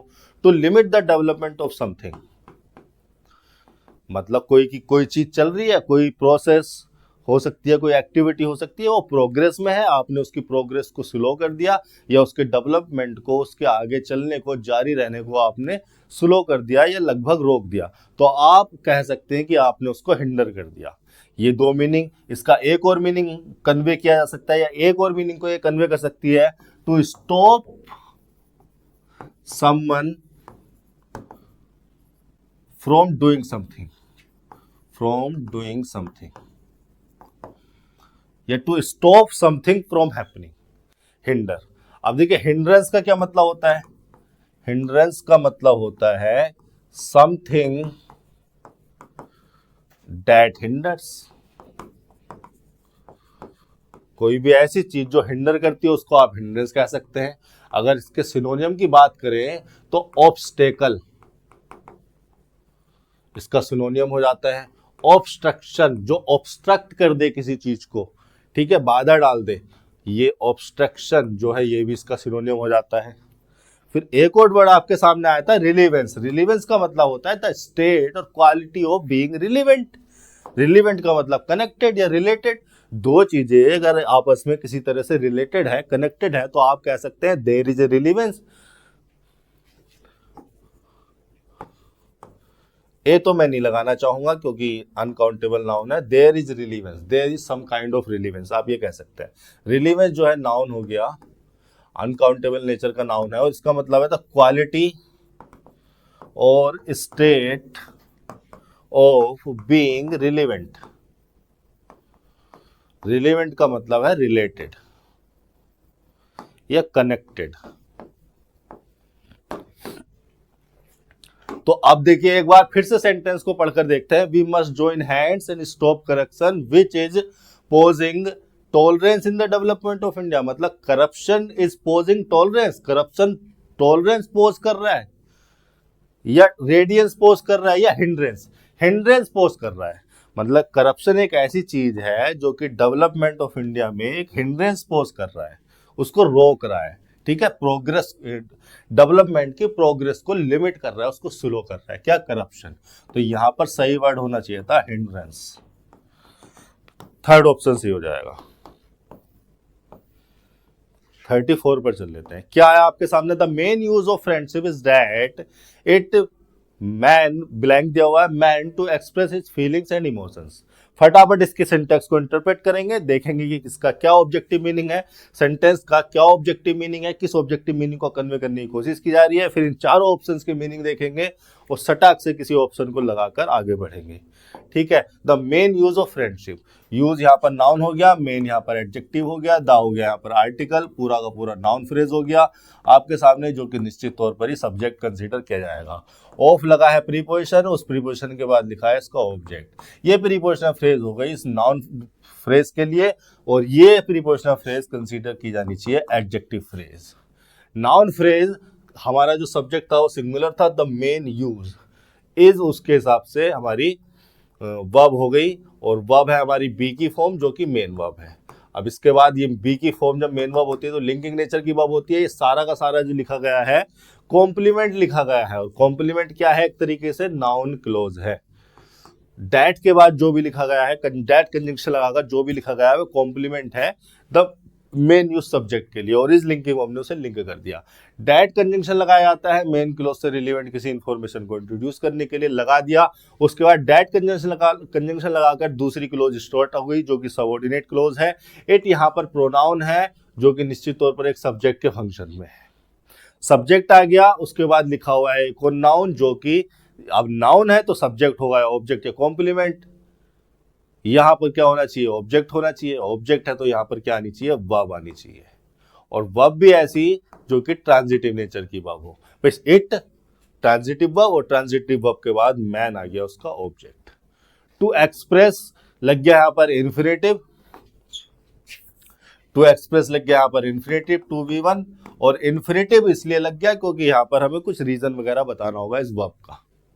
एक्सप्रेस खुद एक ट्रांजिटिव नेचर की वर्ब है, नॉन फाइनाइट वर्ब जो है वर्ब ही होती है बेसिकली। तो हमने देखा कि एक्सप्रेस जो है ट्रांजिटिव वर्ब है, उस ट्रांजिटिव वर्ब ने अपना ऑब्जेक्ट ले लिया his feelings and emotions. Feelings and emotions को एंड कंजंक्शन से जोड़ा गया है, दो नाउन को एंड कंजंक्शन से जोड़ा गया है, और हिज दोनों के लिए एक कॉमन डिटर्मिनर हो गया। जो चीज कॉमन होती है उसको पहले लिख दिया जाता है। ये बिल्कुल ऐसे ही होता है, बी प्लस सी जैसे लिख देते हैं। ठीक है, बी प्लस सी और ए हमने कॉमन लिख दिया, तो इसको हमने ए हिज मान लीजिए, और ये हो गया फीलिंग्स एंड इमोशंस इस तरीके से। चलिए, ये मैं बातें पहले ही बता चुका हूं। अब आप सेंटेंस के सिंटैक्स को समझ गए, मीनिंग को समझ गए। अब आप इन चारों शब्दों पर ध्यान देंगे तो कैपेबल जो है हमें क्या चाहिए थी? वर्ब। कैपेबल तो एडजेक्टिव होता है, पहली बात तो इसमें ऐसी नहीं होना चाहिए। कैपेबल जो होता है वो वर्ड मूलतः एडजेक्टिव होता है। अब ये एडजेक्टिव है तो एडजेक्टिव को तो वहां पर हमें चाहिए नहीं, ये भी हटा दो। ये जो स्टेबल होता है ये भी बेसिकली प्राइमरीली वर्ब एडजेक्टिव ही होता है, हालांकि ये एक दो मीनिंग में वर्ब में भी आ सकता है, वर्ब के मीनिंग में भी आ सकता है। फिलहाल ये एक एडजेक्टिव है, उसमें भी ऐसा नहीं होना चाहिए था, ये ऑप्शन भी नहीं आएगा। एबल भी एक एडजेक्टिव होता है, इसमें भी ऐसा नहीं होना चाहिए था। पहली बात तो इन एडजेक्टिव में एस लगा रखा है, ये बात गलत है। और दूसरी बात, ये तीनों वर्ड जो है एडजेक्टिव लिखे हुए हैं, हमें तो वर्ब चाहिए। सेंटेंस तो हमारा यहीं से ठीक हो गया, लेकिन फिर भी अगर हमें इनका मीनिंग पता हो तो हम और बेहतर डिसीजन ले पाए। देखिए, एबल का मतलब क्या होता है? एबल का मतलब होता है हैविंग स्किल्स, एबल का मतलब होता है हैविंग एबिलिटी, एबिलिटी या skills to do something. Capable का मतलब क्या होता है? देखिए, कैपेबल और एबल में थोड़ा सा डिफरेंस है। कैपेबल में एबल के साथ कैपेसिटी और जुड़ी है, तो कैपेबल मतलब having capacity and skills, both, दोनों की बात की जा रही है, टू डू समथिंग। देखिए, अगर आपके पास किसी काम को करने की, कुछ करने की स्किल्स है, और स्किल्स होने के साथ साथ आपको वो तरीका भी पता है, वो मेथड पता है कि उसको कैसे किया जाएगा, तो आप कह सकते हैं आप एबल हैं। लेकिन अगर आपके पास स्किल्स होने के साथ साथ आपके पास पोटेंशियल भी है, आपके पास कैपेसिटी भी है, मतलब वो तरीका तो आपको पता ही है कि वो कैसे किया जाना है और वो तरीका आप अच्छे तरह से जानते हैं, लेकिन उसके साथ साथ आप में वो पोटेंशियल भी है, वो एनर्जी है, वो कैपेसिटी है, तो आप कह सकते हैं you are capable of doing that. तो having capacity and skills to do something, ये दोनों में डिफरेंस होता है कैपेबल में और एबल में। स्टेबल जब एडजेक्टिव होता है तो स्टेबल का मतलब होता है फर्मली फिक्स्ड, किसी फिक्स चीज को आप स्टेबल कह सकते हैं। फिक्स का मतलब नॉट मूविंग और नॉट चेंजिंग। जैसे आपके सामने जो स्मार्ट बोर्ड है ये एक ही जगह पर फर्मली मजबूती से फिक्स किया गया है, ऐसा नहीं है कि ये मूव कर रहा है या अपनी लोकेशन चेंज कर रहा है, तो मैं इसको कह सकता हूं ये जो स्मार्ट बोर्ड है ये स्टेबल है। ये तो तीनों एडजेक्टिव थे और मीनिंगफुल भी नहीं है। इनेबल का मतलब होता है to make someone able to do something, किसी को एबल बना देना, to make someone able to do something. तो यहां पर यही कहा जा रहा है कि the main use of friendship is that it enables man to express his feelings and emotions. Man को एबल बना देती है ये अपनी फीलिंग और इमोशंस एक्सप्रेस करने के लिए। तो यहां पर सही वर्ड आ जाना था इनेबल्स। ये हो गया 34 का फर्स्ट। आगे चल लेते हैं 35। The worst form of violence is terrorism due to religious insecurities. Okay, worst form, form यहां पर नाउन हो गया, वर्स्ट हो गया एडजेक्टिव, द लग गया एक आर्टिकल, ये पूरी की पूरी नाउन फ्रेज हो गई। नाउन फ्रेज है, निश्चित तौर पर ही सब्जेक्ट के फंक्शन में होगी। ऑफ यहां पर लग गया प्रीपोजिशन और प्रीपोजिशन के बाद आ गया उसका ऑब्जेक्ट। ये जो ऑफ वॉयलेंस है प्रीपोजिशनल फ्रेज है, फॉर्म के लिए लगाई गई है, इसको मैं एडजेक्टिव फ्रेज कंसीडर कर लूं तो किसी को कोई दिक्कत तो होगी नहीं, होनी भी नहीं चाहिए। इज लग गया, फिर यहाँ पर एक linking verb, linking verb main verb भी होती है। उसके बाद आ गया टेररिज्म जो कि कॉम्प्लीमेंट है, नाउन कॉम्प्लीमेंट बन गया। अब देखिए आगे एक ब्लैंक दिया हुआ है, उस ब्लैंक में हम देखेंगे कि क्या आना है।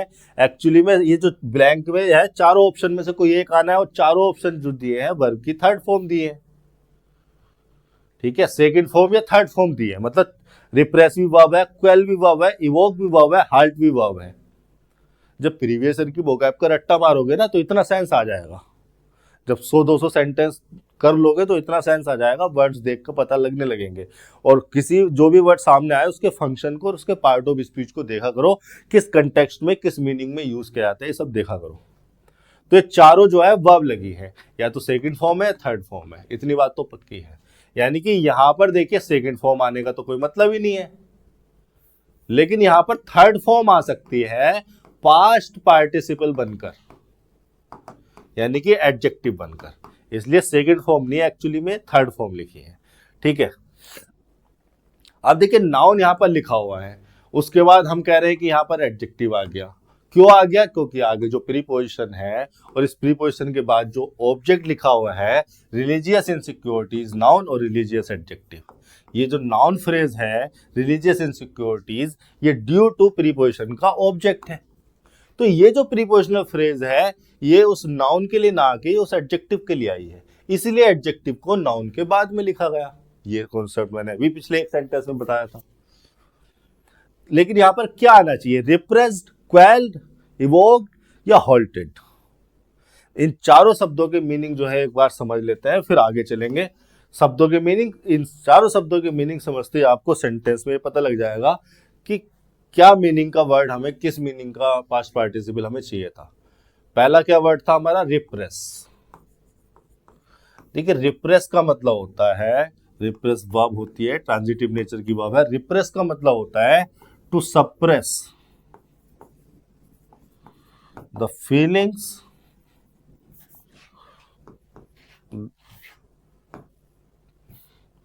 To suppress the feelings, emotions और डिजायर्स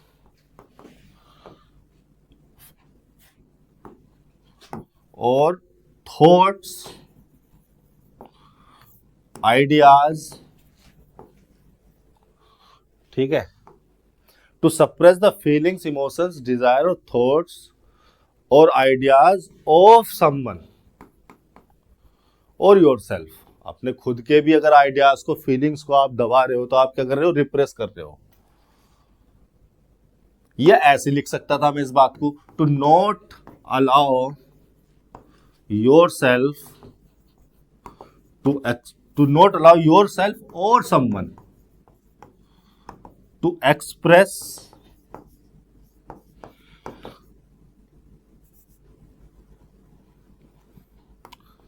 his या her feelings, emotions, desires, ideas और thoughts। ऐसा हम कई बार करते हैं।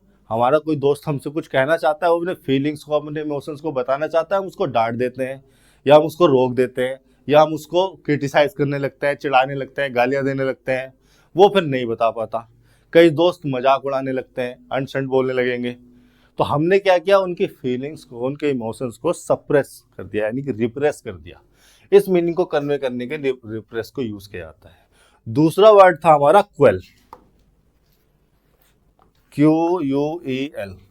क्वेल का मतलब होता है to stop something by using force. अपने फोर्स का यूज करके किसी चीज को स्टॉप कर देना।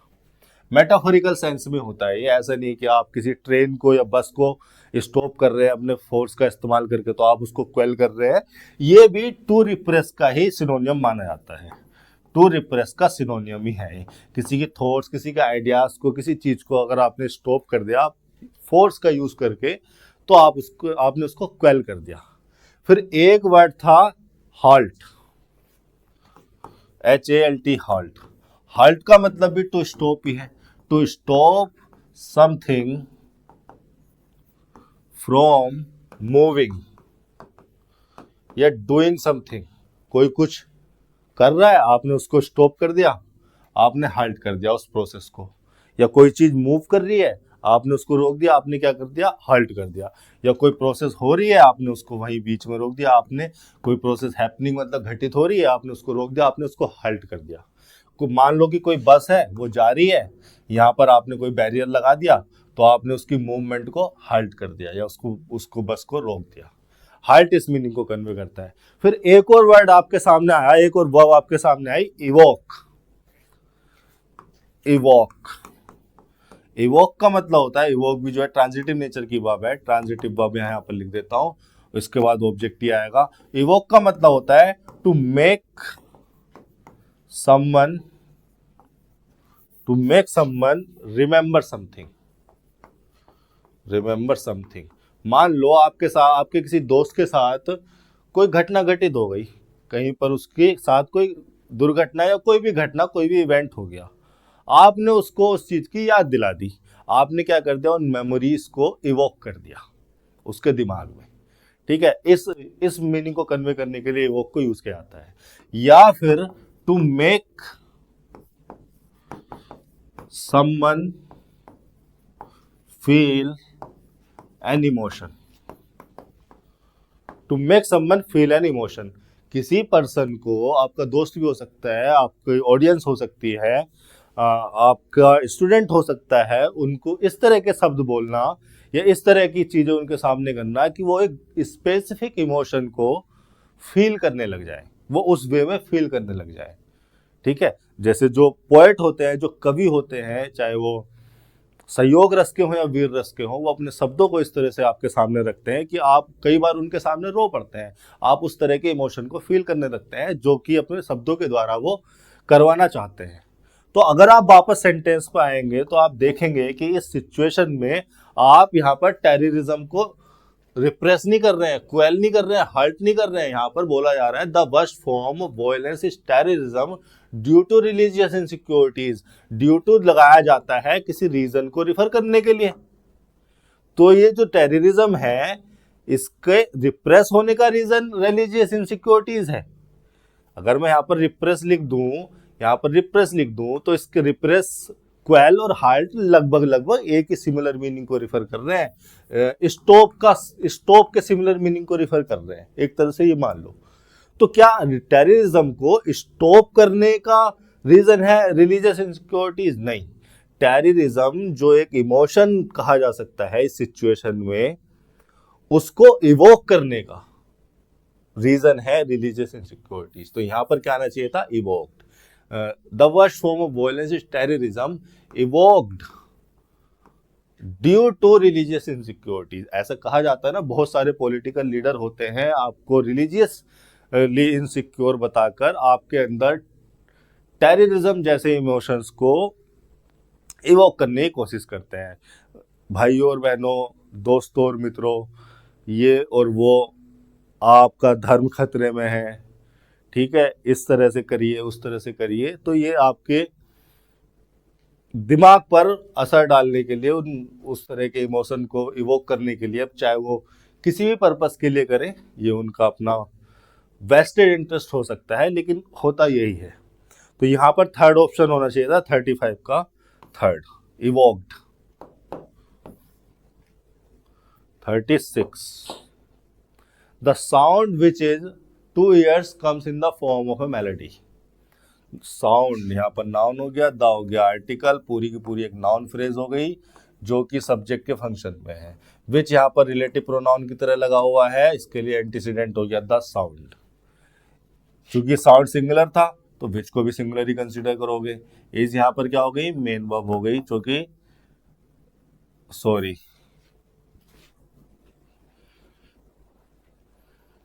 बी की फॉर्म है। लिंकिंग वर्ब कंसीडर नहीं कर सकते, हेल्पिंग वर्ब भी कंसीडर करनी पड़ेगी। आगे वर्ब की आईएनजी फॉर्म लिखी है, ठीक है। 2 years, 2 प्रीपोजिशन और प्रीपोजिशन के बाद उसका ऑब्जेक्ट। अब ये which is helping verb, main verb, फिर प्रीपोजिशन, ऑब्जेक्ट, ये एक क्लोज हो गई। लेकिन ये जो सब्जेक्ट आया था द साउंड, इसका प्रेडिकेट यहां से शुरू हो गया, कम्स मेन वर्ब हो गई, ये मेन वर्ब हो गई आपकी, और इस मेन वर्ब का सब्जेक्ट हो गया the sound. Comes in the form of a melody, in preposition, और प्रीपोजिशन के बाद उसका ऑब्जेक्ट लग गया in the form of a melody.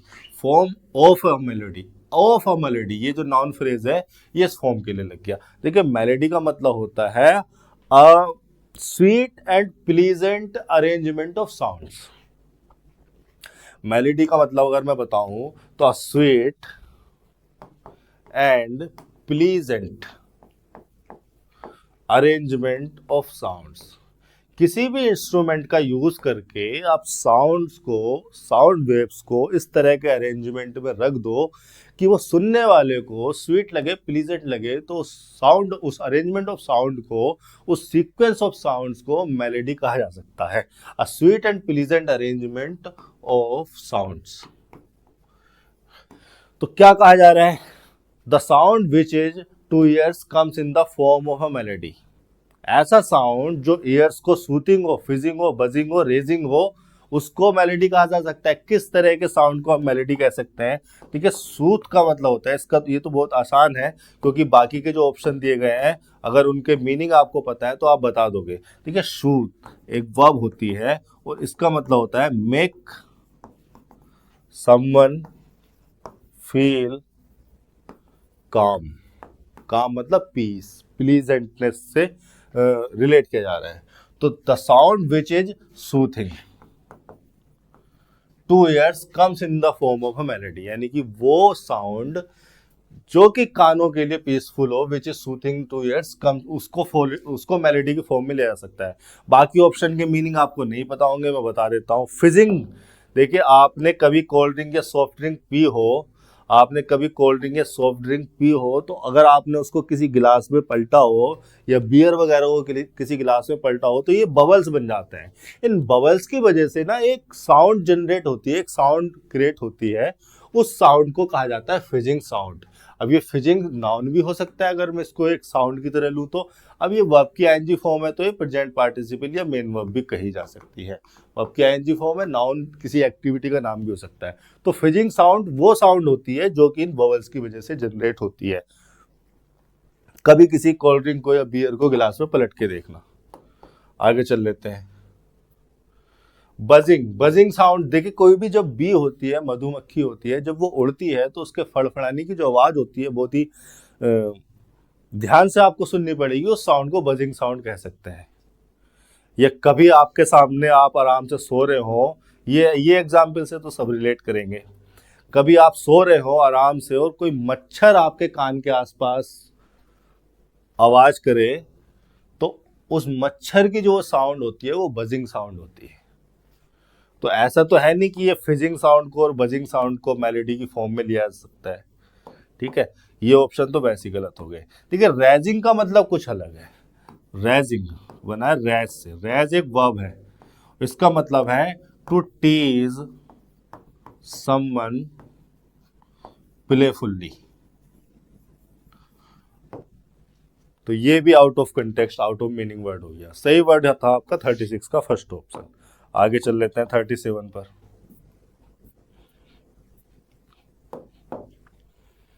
He won't pay the rent. How many times his landlord berates him? अच्छा question है, थोड़ा सा इसमें मैं बता देता हूं। देखिए, ही यहाँ पर प्रोनाउन हो गया, सब्जेक्ट के फंक्शन में है। वुड नॉट की कॉन्ट्रैक्टेड फॉर्म लगी हुई है। वुड यहाँ पर बताया जा रहा, वुड यहाँ पर लिखा गया है प्रोबेबिलिटी बताने के लिए। ठीक है, मोडाल है, एडवर्ब लगा हुआ है, तो मेन वर्ब आ गई बेस फॉर्म में, यानी कि वर्ब की फर्स्ट फॉर्म आ गई। पे यहाँ पर ट्रांजिटिवली यूज हो रहा है, ट्रांजिटिव वर्ब के बाद उसका ऑब्जेक्ट आ गया। अब हाउ मेनी टाइम्स, ब्लैंक दिया हुआ है आपको यहाँ पर, उसके बाद लिखा हुआ है how many times his landlord berates him. Times यहाँ पर नाउन हो गया, मैनी हो गया इसके लिए डिटर्मिनर, और हाउ लग गया यहाँ पर एडवर्ब इस डिटर्मिनर के लिए। एक तरह से हाउ यहाँ पर adverb of degree he consider किया जाएगा, क्योंकि डिटर्मिनर की अमाउंट या डिग्री यानी कि कितनी फ्रीक्वेंसी में वो हुआ, कितने टाइम की बात की जा रही है। His how many times his landlord berates him. His landlord यहाँ पर नाउन फ्रेज हो गई जो कि सब्जेक्ट के फंक्शन में है। बिरेट यहाँ पर मेन वर्ब हो गई और ट्रांजिटिव नेचर की वर्ब है, इसके बाद इसका ऑब्जेक्ट लगा हुआ है। बिरेट का मतलब होता है टू क्रिटिसाइज समवन या to speak in angry manner to someone. Berate का मतलब टू क्रिटिसाइज समवन या to speak in angry manner to someone, to speak in an angry manner to someone। बिरेट का मतलब ये होता है, कहने का मतलब ये है कि वो ये काम करेगा नहीं। How many times his landlord berates him. देखिए, ऑब्जेक्टिव मीनिंग आपको थोड़ा थोड़ा समझ में आ रहा होगा और थोड़ा सा मैं अभी क्लियर करूंगा, लेकिन पहले मैं 4 शब्दों के मीनिंग बता दूं। 4 ये जो शब्द या फ्रेजेस लिखी हुई हैं, इनके मीनिंग समझाते समझाते ही मैं आपके इस ऑब्जेक्टिव मीनिंग को भी क्लियर कर दूंगा। पहली फ्रेज आपके सामने लिखी हुई है सीइंग एज। ठीक है, सीइंग एज आपके सामने कहीं पर लिखा हुआ आ जाए या सीइंग डैट आपके सामने लिखा हुआ आ जाए, ये दोनों ही फ्रेजेस यूज की जाती हैं एक ऐसे रीजन को इंट्रोड्यूस करने के लिए जो कि मेन क्लोज में कही गई बात का रीजन हो। ये ठीक है, मतलब यहां पर लिखता हूं सीइंग एज या सीइंग डैट किसी ऐसी इंफॉर्मेशन को, किसी ऐसी क्लोज को लिखने के लिए, इंट्रोड्यूस करने के लिए लगाई जाती है जो कि मेन क्लोज में लिखी बात का या मेन क्लोज में किए गए एक्शन का रीजन हो। यहां पर मैं इसको प्रॉपर वर्ड्स में लिखूं, अगर आप नोट्स वगैरह तैयार कर रहे हैं तो सीइंग एज और सीइंग डैट इंट्रोड्यूसेस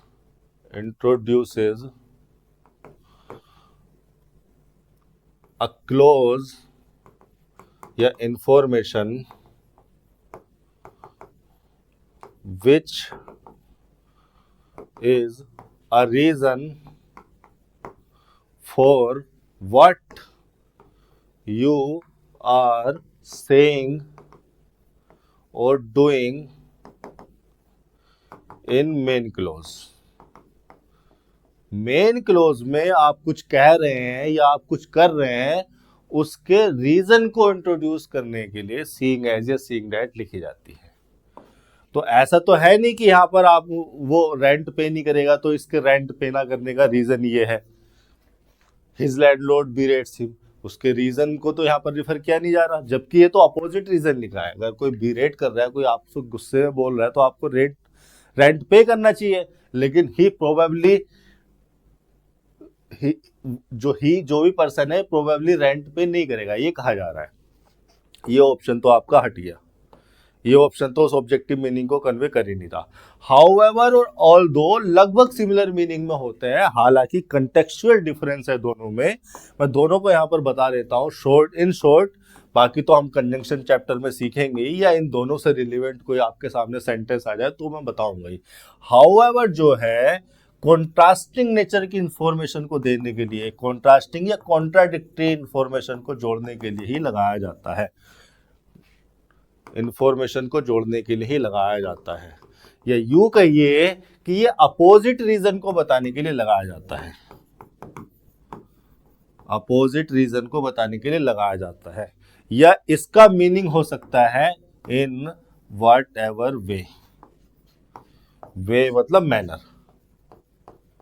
देखिए हाउ एवर में हाउ लगा है तो मैनर तो है ही, एक एडवर्ब मैनर का सेंस तो इसमें है ही, तो इस तरह के कंटेक्स्ट में हम हाउ एवर को लगाते हैं, या हाउ एवर के द्वारा हम ऐसी क्लोज को, ऐसी सबऑर्डिनेट क्लोज को इंट्रोड्यूस करते हैं जो कि मेन क्लोज में लिखी गई बात का अपोजिट रीजन हो मैनर को बताते हुए, ये कहा जा सकता है।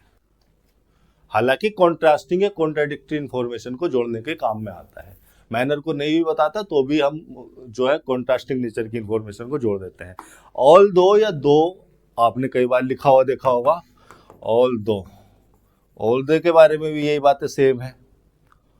ऑल दो लगाया जाता है अपोजिट रीजन को रिफर करने के लिए, कोई चीज हो रही है लेकिन उसका रीजन ये नहीं है, इसका अपोजिट था, उस अपोजिट रीजन को रिफर करने के लिए कि ऐसा हुआ तो ऐसा होना चाहिए था लेकिन उसका उल्टा हो गया, तो यहां पर इसको दो से लिख देते हैं अपोजिट रीजन को, या कॉन्ट्राडिक्टरी इंफॉर्मेशन को जोड़ने के लिए, यही सेम बात मैं लिख देता हूं। तो यहां पर जो लिखी हुई है बात वो ऐसा तो है नहीं, उसका अपोजिट रीजन तो है नहीं, यहाँ पर हम अपोजिट रीजन को इंट्रोड्यूस नहीं करना चाह रहे हैं, उसके रेंट पे करने का रीजन ये नहीं है, या अपोजिट रीजन ये नहीं है। एक्चुअली में यहाँ पर ये जो फ्रेज लिखी हुई है ना, नो मैटर, इसके मीनिंग को मैं जब बताऊंगा आपको तो आपकी आंखें खुलेंगी कि ये फ्रेज इसका क्या मीनिंग है। लेकिन नो मैटर,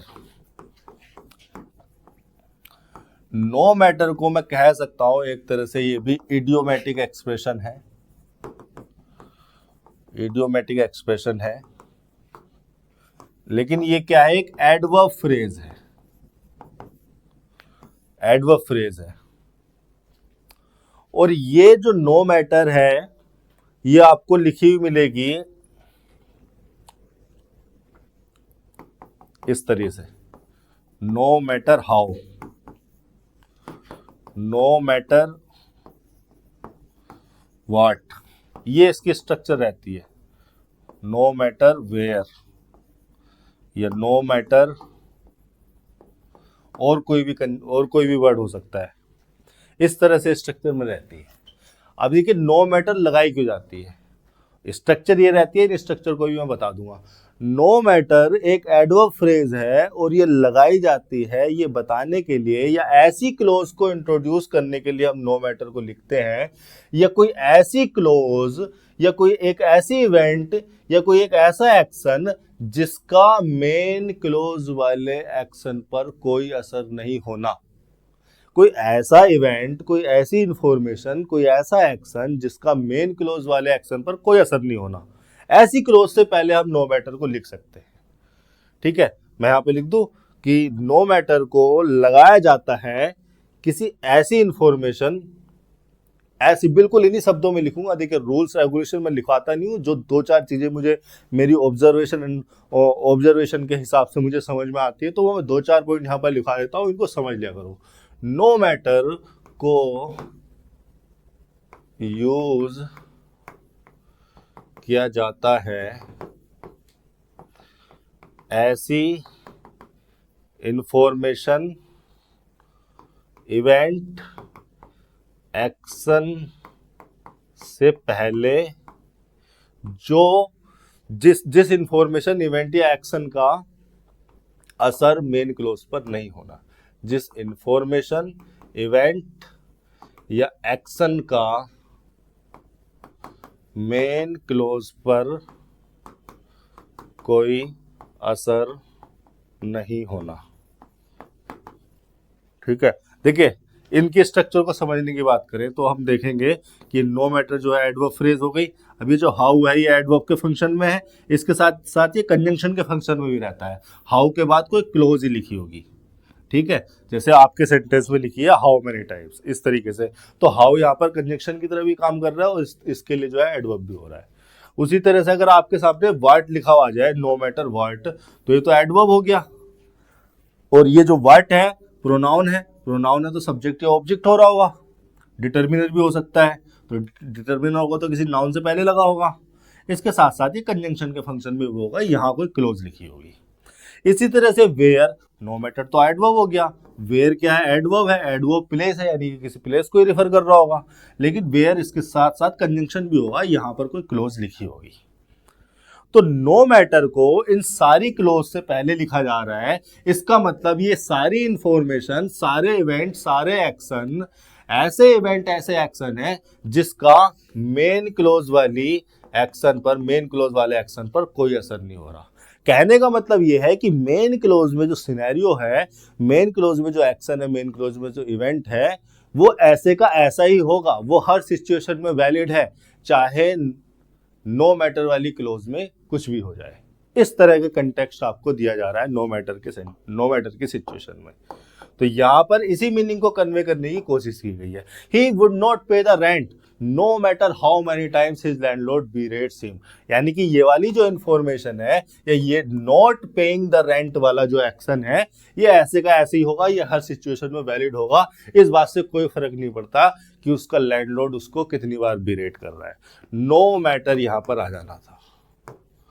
नो मैटर सही ऑप्शन है।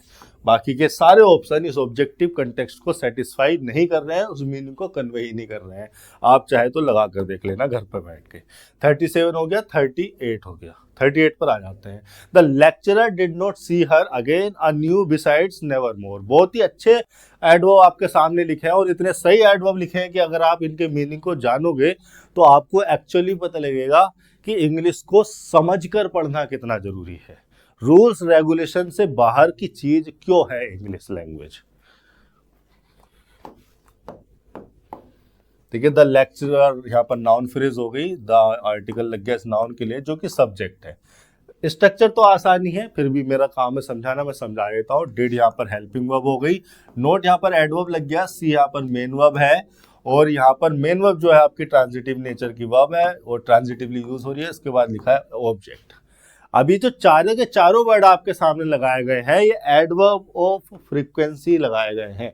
अभी जब मैं इनके मीनिंग बताऊंगा, इनके फंक्शन बताऊंगा, तो आप खुद ही समझ जाएंगे एडवर्ब फ्रीक्वेंसी क्यों है ये।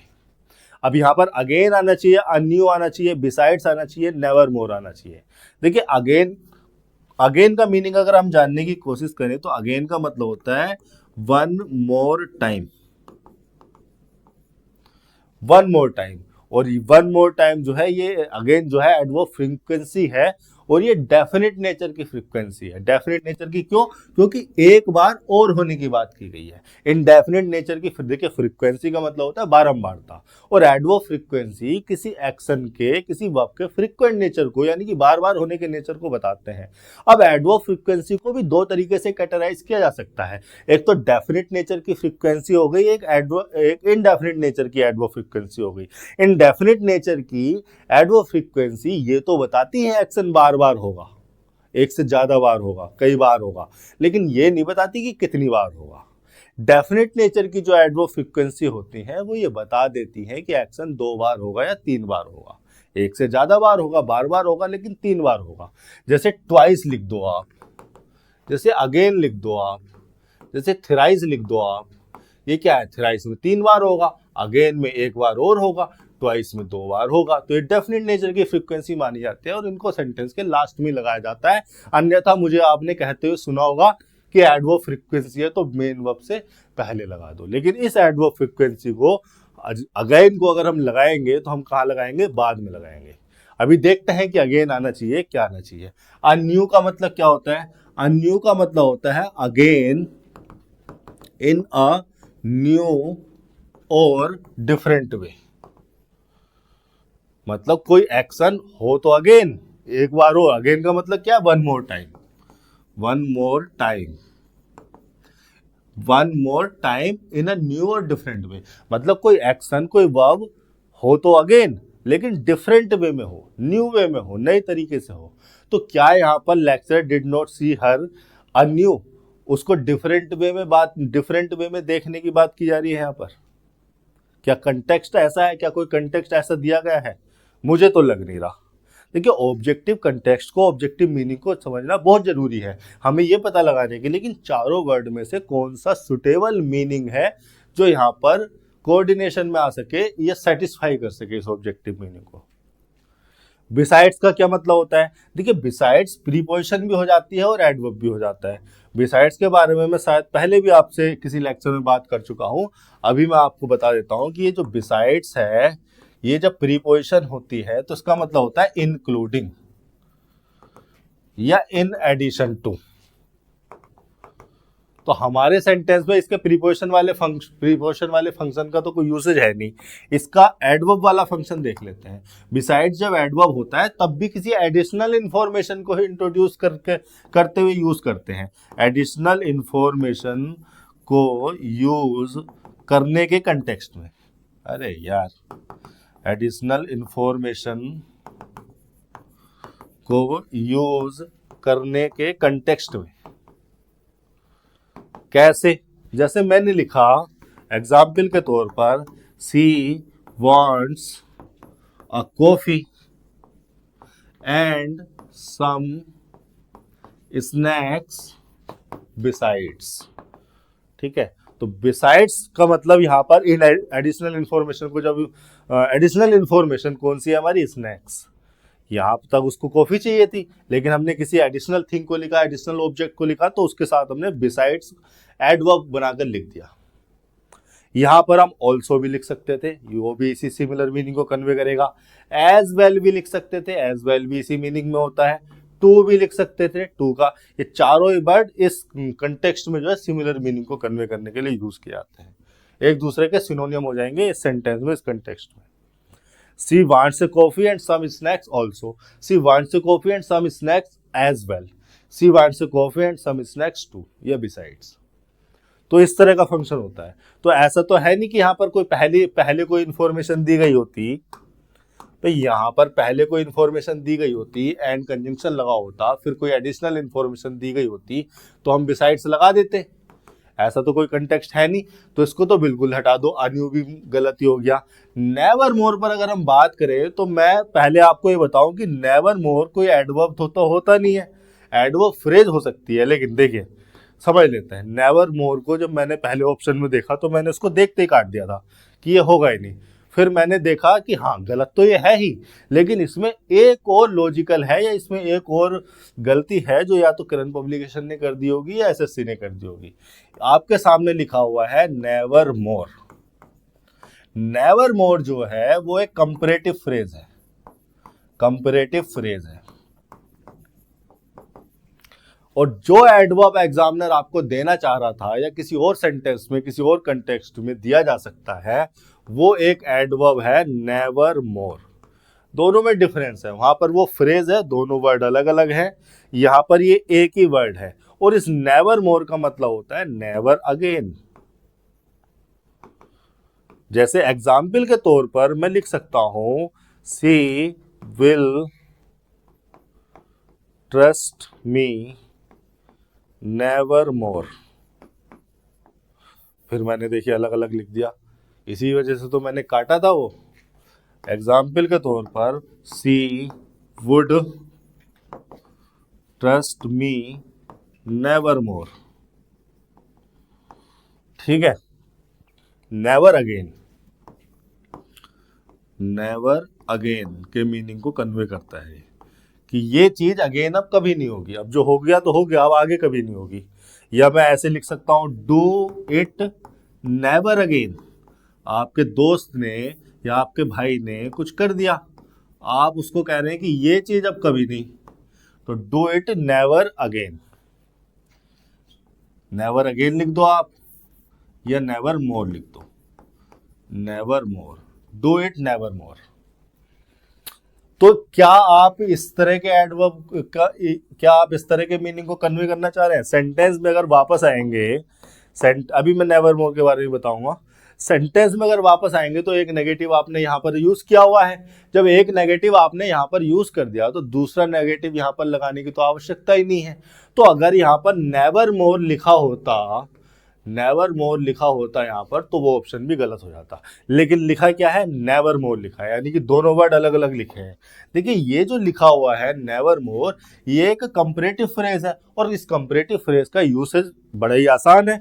आप कह सकते हैं, आपने एक सेंटेंस लिखा, जैसे मैंने एक सेंटेंस लिखा, she never looks more intelligent than her father. Then यहां पर प्रीपोजिशन लग गया कंपैरिजन करने के लिए हर फादर से, इंटेलिजेंट एडजेक्टिव हो गया, मोर हो गया उसके लिए एडवर्ब कंपैरेटिव डिग्री, लुक्स यहां पर मेन वर्ब हो गया और नेवर यहां पर एडवर्ब फ्रीक्वेंसी हो गया। आप एक सेंटेंस ऐसे भी लिख सकते हैं, she is never more intelligent than her father. भाई यहां पर तो लुक थी वर्ब, लेकिन यहां पर बी वर्ब थी, तो एडवर्ब फ्रीक्वेंसी को बी वर्ब के बाद में लगा दिया जाता है। बी की फॉर्म अगर मेन वर्ब हो तो एडवर्ब फ्रीक्वेंसी को उनके बाद में लगा दिया जाता है। लेकिन उसके बाद मेन लिंकिंग वर्ब लग गई, लिंकिंग वर्ब के बाद उसका कॉम्प्लीमेंट आ गया एडजेक्टिव, मोर इंटेलिजेंट हो गया और नेवर एडवर्ब फ्रीक्वेंसी हो गया था। तो नेवर मोर यहां पर एक साथ आ गए। तो इस चीज से कंफ्यूज मत होना, ये नेवर मोर जो है कंपैरेटिव फ्रेज है और जो नेवर मोर आपको दिया जाना चाहिए था ऑप्शन में वो एक एडवर्ब है, उसका मतलब है नेवर अगेन। हालांकि मीनिंग और फंक्शन आप जान चुके हैं, ये नेवर मोर यहाँ पर नहीं होगा, इस नेवर मोर को यहाँ पर नहीं होना है क्योंकि एक नेगेटिव आपको सेंटेंस में पहले दिया गया है। तो कौन सा बचा, फिर अगेन ही बचा, यहाँ पर हो जाना चाहिए था अगेन। एक्चुअली में the lecturer did not see her again, पहले कभी देखा होगा उसने अपनी लाइफ में, लेकिन उसके बाद उसने उसको अगेन नहीं देखा। 38 का फर्स्ट ऑप्शन सही है। 39 पर चल लेते हैं, क्या लिखा हुआ है, the power of silence is its ability to, the power of silence is its ability to mediate the excitable, irreconcilable, excusable, fashionable.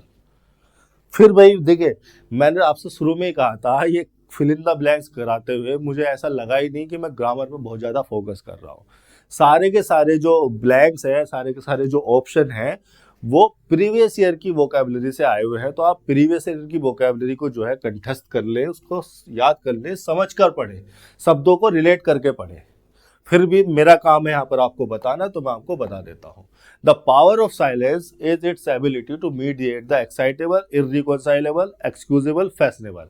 The power यहाँ पर नाउन हो गया, द यहाँ पर आर्टिकल हो गया, नाउन फ्रेज आ गई जो कि सब्जेक्ट है, ऑफ यहाँ पर प्रीपोजिशन लग गया, प्रीपोजिशन के बाद लिखा उसका ऑब्जेक्ट। ये प्रीपोजिशनल फ्रेज द पावर के लिए एडजेक्टिव फ्रेज के फंक्शन में आ जाएगी। इज यहाँ पर फिर से लिंकिंग वर्ब हो गई, उसके बाद लिखा हुआ है complement its ability, ability noun हो गया, इट्स हो गया यहाँ पर determiner. To mediate, to plus V1, infinitive लगा हुआ है, टू मीडिएट। मीडिएट खुद एक ट्रांजिटिव वर्ब है, तो उसके बाद उसका ऑब्जेक्ट आना चाहिए। और वैसे भी यहां पर क्या लगा हुआ है, आर्टिकल लगा हुआ है, यहां पर कोई नाउन के फंक्शन में आना चाहिए। Excitable, irreconcilable, excusable, fashionable.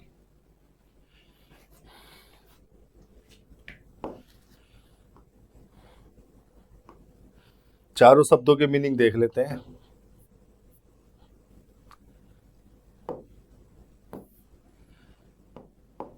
Excitable, excitable का मतलब है इजीली एक्साइटेड, जरा सा कुछ हुआ और वो एकदम से एक्साइट हो गया, उत्तेजित हो गया। तो एक्साइटेड का मतलब हो गया इजीली एक्साइटेड, या क्विकली रेस्पॉन्डिंग टू समथिंग। उसके सामने कुछ भी हो जाता है, वो तुरंत एकदम से रेस्पॉन्ड करता है, बिल्कुल टॉलरेट नहीं करता, एकदम से रेस्पॉन्ड करेगा, मतलब एकदम से एक्साइट हो जाता है। क्विकली रेस्पॉन्डिंग टू समथिंग, कोई इवेंट, कोई फिनोमेना, किसी ने कुछ कह दिया, कुछ हो गया, वो एकदम से एक्साइट हो जाता है, रेस्पॉन्ड करता है। फैशनेबल का मतलब हो गया रिप्रेजेंटिंग करंट पॉपुलर ट्रेंड या current popular style, fashionable. Representing current popular style या influenced by current popular style. कोई भी चीज अगर करंट अभी भी चल रहे प्रेजेंट पॉपुलर स्टाइल से इन्फ्लुएंस्ड है तो उसको फैशनेबल कहा जा सकता है। एक्सक्यूजेबल का मतलब होता है फॉरगिवेबल, फॉरगिवेबल मतलब एबल टू बी फॉरगिवन, जिसको फॉरगिव किया जा सके, जिसको माफ किया जा सके, भुलाया जा सके, चल कर दिया कोई दिक्कत नहीं आगे मत करना। एबल टू बी फॉरगिवन या एबल टू बी एक्सक्यूज्ड। इररिकॉन्साइलेबल का मतलब क्या होता है? इररिकॉन्साइलेबल को जरा समझ लेते हैं। ये रिकॉन्साइल जो है वर्ड होता है, वर्ब होती है। रिकॉन्साइल, रिकॉन्साइल का मतलब होता है to restore friendly relations, to restore friendly relations. दो लोगों के बीच में आपस में विवाद हो गया, आपने दोनों को बुलाया, रिकॉन्साइल कर दिया, गले लगवा दिया, आपने क्या किया, उनके फ्रेंडली रिलेशंस को रिकॉन्साइल कर दिया। ठीक है, एक मीनिंग ये हो गया। दूसरा मीनिंग हो गया to make something consistent. Consistent का मतलब इन एग्रीमेंट, इन एग्रीमेंट या in accord. To make something consistent with another, with another. ठीक है, आपके पास दो सिचुएशन है, दो पार्टीज हैं, ये दो थिंग्स हैं, दोनों एक दूसरे का अपोजिट है या एग्रीमेंट में नहीं है, आपने उनको कंसिस्टेंट कर दिया, एग्रीमेंट में आप ले आए, अकॉर्ड में आप ले आए, आपने क्या कर दिया, रिकॉन्साइल कर दिया। रिकॉन्साइल वर्ब के ये मुख्यतः दो मीनिंग होते हैं। रिकॉन्साइल से बना है रिकॉन्साइलेबल।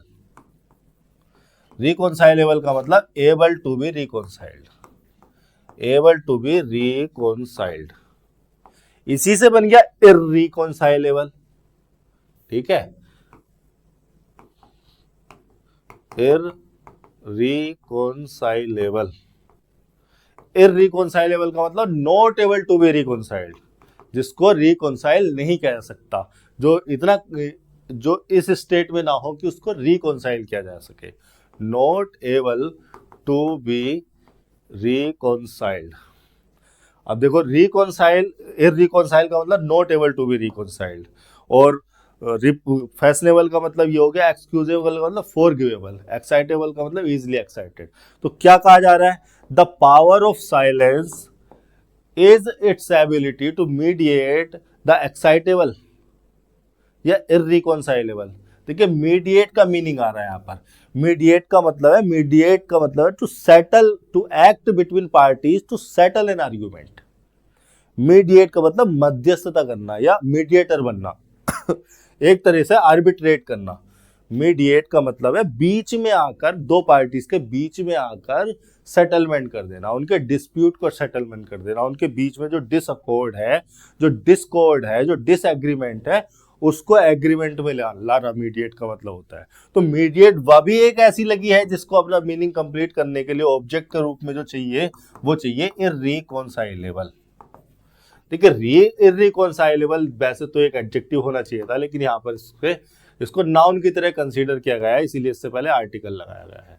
और ये पूरा का पूरा हो गया मीडिएट का ऑब्जेक्ट। ये हो गया आपका 39 का दूसरा ऑप्शन।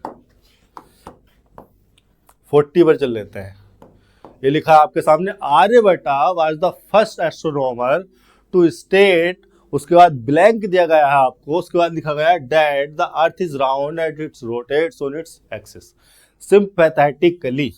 पहले मैं स्ट्रक्चर बताऊंगा, फिर हम चारों शब्दों में से कोई एक चुनकर वहां पर लगा देंगे। आर्यभट्टा नाउन है, सब्जेक्ट हो गए। वाज यहाँ पर मेन वर्ब है, वर्ब की सेकंड फॉर्म यूज की गई है, लिंकिंग नेचर की वर्ब है। उसके बाद लिखा गया है complement, the first astronomer. Astronomer यहाँ पर नाउन हो गया, यहाँ पर फर्स्ट एडजेक्टिव हो गया इसके लिए, या डिटर्मिनर कह सकते हैं, और ऑर्डिनल नेचर का, ऑर्डिनल नेचर का डिटर्मिनर हो गया। यहाँ पर आर्टिकल लग गया, इसको स्पेसिफाई और डेफिनेट दिखाने के लिए। ठीक है। To state, Aryabhata was the first astronomer, first astronomer जो है कॉम्प्लीमेंट हो गया इस सब्जेक्ट के लिए जिसको लिंकिंग वर्ब ने लिंक कर दिया। लिंकिंग वर्ब लगाई जाती है कॉम्प्लीमेंट को सब्जेक्ट से लिंक करने के लिए। उसके बाद है क्या, 2+V1 जो कि इन्फिनेटिव है। अब ये जो स्टेट है इसका मतलब है टू से विद कॉन्फिडेंस। स्टेट का मतलब, स्टेट से बना है स्टेटमेंट, ठीक है। स्टेटमेंट का मतलब क्या है, हिंदी में आपने पढ़ा होगा कथन, तो स्टेट का मतलब क्या है, कहना, कथना। स्टेट का मतलब है टू से समथिंग।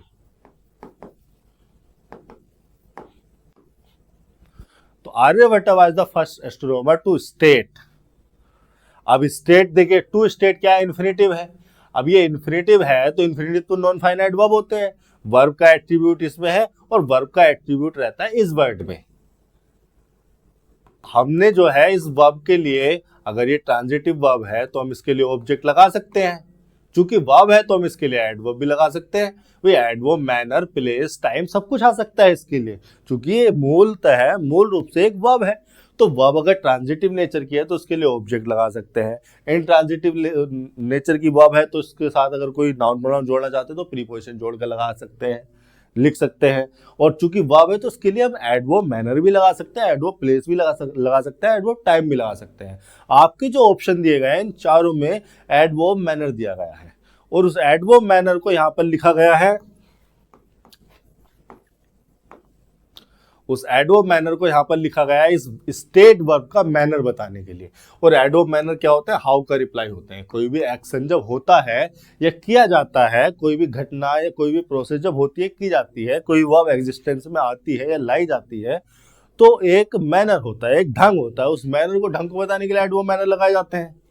तो ये वर्ब और ये वर्ब, ये एक्शन, ये स्टेट कैसे किया गया, कैसे कहा गया, उस हाउ का रिप्लाई देने के लिए एडवर्ब मैनर लगा दिया आपने। फिर एडवर्ब मैनर लगाने के बाद आपने इस ट्रांजिटिव वर्ब का ऑब्जेक्ट लिखा। क्या स्टेट किया था उन्होंने, आर्यभट्ट ने क्या स्टेट किया था, that the earth is round and it rotates on its axis. देखिए ये पास्ट में था, मेन क्लोज पास्ट में थी, फिर भी आपने सबऑर्डिनेट क्लोज को प्रेजेंट में रखा क्योंकि ये एक परमानेंट नेचर का फैक्ट है। ये एक ऐसा फैक्ट है जो हमेशा के लिए वैलिड है, तो इसको आपने प्रेजेंट में रखा। अगर किसी ऐसे फैक्ट को लिख रहे हैं तो हम उसको प्रेजेंट में रखेंगे, मेन क्लोज के पास्ट टेंस उसमें, उस सबऑर्डिनेट क्लोज के टेंस पर कोई असर नहीं डाल पाएगा क्योंकि वो फैक्ट है, वो पास्ट में भी वैलिड थी, प्रेजेंट में भी वैलिड है, फ्यूचर में भी वैलिड है। तीनों ही टाइम में अगर वो वैलिड है तो एक तरह से ऐसे जो स्टेटमेंट होते हैं वो टाइम इंडिपेंडेंट हो जाते हैं। ऐसे स्टेटमेंट का जो टेंस होता है वो टाइम इंडिपेंडेंट हो जाता है और हम इनको प्रेजेंट इंडेफिनिट में रखते हैं। इतनी बात तो क्लियर है। तो ये स्टेट क्या था, आर्यभट्ट वाज द फर्स्ट नोमर to state that the earth is round and it rotates on its axis. The earth यहां पर सब्जेक्ट हो गया, इस फिर से एक लिंकिंग वर्ब लग गई, राउंड हो गया एडजेक्टिव, एंड कंजंक्शन से जोड़ा गया the earth is round close को और it rotates on its axis को। इट यहाँ पर अर्थ के लिए यूज कर लिया गया प्रोनाउन बनाकर, रोटेट्स यहाँ पर मेन वर्ब हो गई, इंट्रांजिटिव नेचर की वर्ब है, ऑब्जेक्ट तो लेके नहीं, लेकिन प्रीपोजिशन का ऑब्जेक्ट आ गया वो मैनर बताने के लिए। ठीक है, देखिए प्रीपोजिशनल फ्रेजेस एडजेक्टिव और एडवर्ब दोनों बन जाती है। यहाँ पर ये एडवर्ब मैनर फ्रेज हो गई, किस वे में रोटेट करती है, रोटेट करती है अपनी एक्सिस पे। ठीक है, इस तरह का रोटेशन है उसका। हाउ का रिप्लाई ये हो गया। तो कहने का मतलब है यहाँ पर हमें लगाना है एडवर्ब मैनर और उसके बाद वो डेट क्लोज जो लिखी है वो स्टेट ट्रांजिटिव वर्ब का ऑब्जेक्ट लिखी है। तो स्ट्रक्चर हो गई ये। लेकिन यहाँ पर जिस मीनिंग को हम यहाँ पर कन्वे करना चाहते हैं उस मीनिंग को सेटिस्फाई करने के लिए हमें कौन सी वर्ब लगानी चाहिए। सिंपैथेटिकली स्टेट क्या था, मतलब एस्ट्रोनॉमर ने सिंपैथेटिकली का क्या मतलब होता है, सिंपैथेटिकली बना है सिंपैथी से, सिंपैथी नाउन हो गया, सिंपैथी नाउन से बना सिंपैथेटिक, सिंपैथेटिक हो गया एडजेक्टिव, सिंपैथेटिक एडजेक्टिव में एलवाई लगाकर बना सिंपैथेटिकली। तो क्या किसी सिंपैथी के साथ, सिंपैथेटिकली का मतलब विद सिंपैथी, विद सिंपैथी, ये मान लो आप सीधे सीधे। क्या कहा मैंने, सिंपैथी, सिंपैथी जो है नाउन है, ये नाउन है और इस नाउन से बना सिंपैथेटिक, सिंपैथेटिक PTHATIC और इसमें LY लगाकर क्या बना सिंपैथेटिकली, सिंपैथेटिकली। इसी तरह से शब्दों का जो निर्माण होता है। सिंपैथेटिकली एडवर्ब हो गया, सिंपैथेटिक नाउन, सिंपैथेटिक एडजेक्टिव था, सिंपैथेटिकली हो गया एडवर्ब। सो सिंपैथेटिकली का मतलब है विद सिंपैथी। तो क्या सिंपैथी के साथ ये बात कही थी उन्होंने? नहीं, ऐसी तो कोई सिंपैथी की जरूरत नहीं थी उन्हें, ऑटोमेटिकली उनके दिमाग में से ये बात निकल कर आ गई, उन्होंने कोई एफर्ट नहीं लगाए। एम्पैथेटिकली ये सही हो जाएगा, अभी बताऊंगा क्यों। एक्सीडेंटली का मतलब सडनली। तो क्या सडनली उन्होंने ये बात कही थी, या उनके साथ कोई ऐसी घटना हो गई कि उनके दिमाग से बात निकल के आ गई, और वो भी इतनी महत्वपूर्ण बात जो कि आज तक वैलिड है, और ये बात कब कही होगी आर्यभट्टा ने? तो ये भी सही नहीं है। एम्पैथेटिकली सही है, एक्चुअली वो एम्पैथेटिकली बना है। एम्पैथेटिक का मतलब है with emphasis, with emphasis. Emphasis noun है, और एम्फेसिस नाउन का मतलब है, यहां पर लिखवा देता हूं मैं आपको, एम्फेसिस नाउन का मतलब है, एम्फेसिस का मतलब है द एक्स्ट्रा फोर्स, इंपॉर्टेंस या अटेंशन दैट भी नहीं लगा रहा, द एक्स्ट्रा फोर्स, इंपॉर्टेंस या अटेंशन गिवन टू समथिंग, या सम वर्ड्स हो सकते हैं, कोई आइडिया हो सकता है, कोई स्टेटमेंट हो सकता है, कोई एक्टिविटी हो सकती है। देखिए वो एक्स्ट्रा इंपॉर्टेंस या एक्स्ट्रा फोर्स या एक्स्ट्रा अटेंशन जो आप किसी को देते हैं, तो आप उसको क्या करते हैं? एम्फेसाइज करते हैं। एम्फेसाइज क्या हो गया? एम्फेसिस से वर्ब बन गई, एम्फेसाइज क्या हो गया? वर्ब हो गई। और एम्फेसिस से बना है एम्फेटिक, क्या हो गया? एडजेक्टिव हो गया। और इसी में एलवाई लगाकर बना दिया हमने एम्फेटिकली। एम्फेटिकली का मतलब हो गया विद एम्फेसिस, वो जोर देना किसी चीज पर, वो जो एक्स्ट्रा फोर्स, एक्स्ट्रा इंपॉर्टेंस आप किसी चीज को देते हैं, तो आप क्या कर रहे हैं? एम्फेटिकली उसको ट्रीट कर रहे हैं। तो ये बात जो है आर्यभट्ट ने जब कही, तो उन्होंने एम्फेटिकली कही, वो एक्स्ट्रा फोर्स या इंपॉर्टेंस के साथ कही। तो यहां पर सही एडवर्ब हो जाना चाहिए था एम्फेटिकली, मतलब जोर देकर इस बात को कहा गया, उस एक्स्ट्रा फोर्स, उस एक्स्ट्रा इंपॉर्टेंस के साथ इस बात को कहा गया। किस बात को? That the earth is round and it rotates on its axis. ये हो गए आपके 40 सेंटेंसेस। आज के सेशन में इतना ही। अगर आपको किसी भी सेंटेंस से कोई भी दिक्कत है तो आप कमेंट सेक्शन में मुझे लिख सकते हैं। आज के लिए इतना ही, धन्यवाद।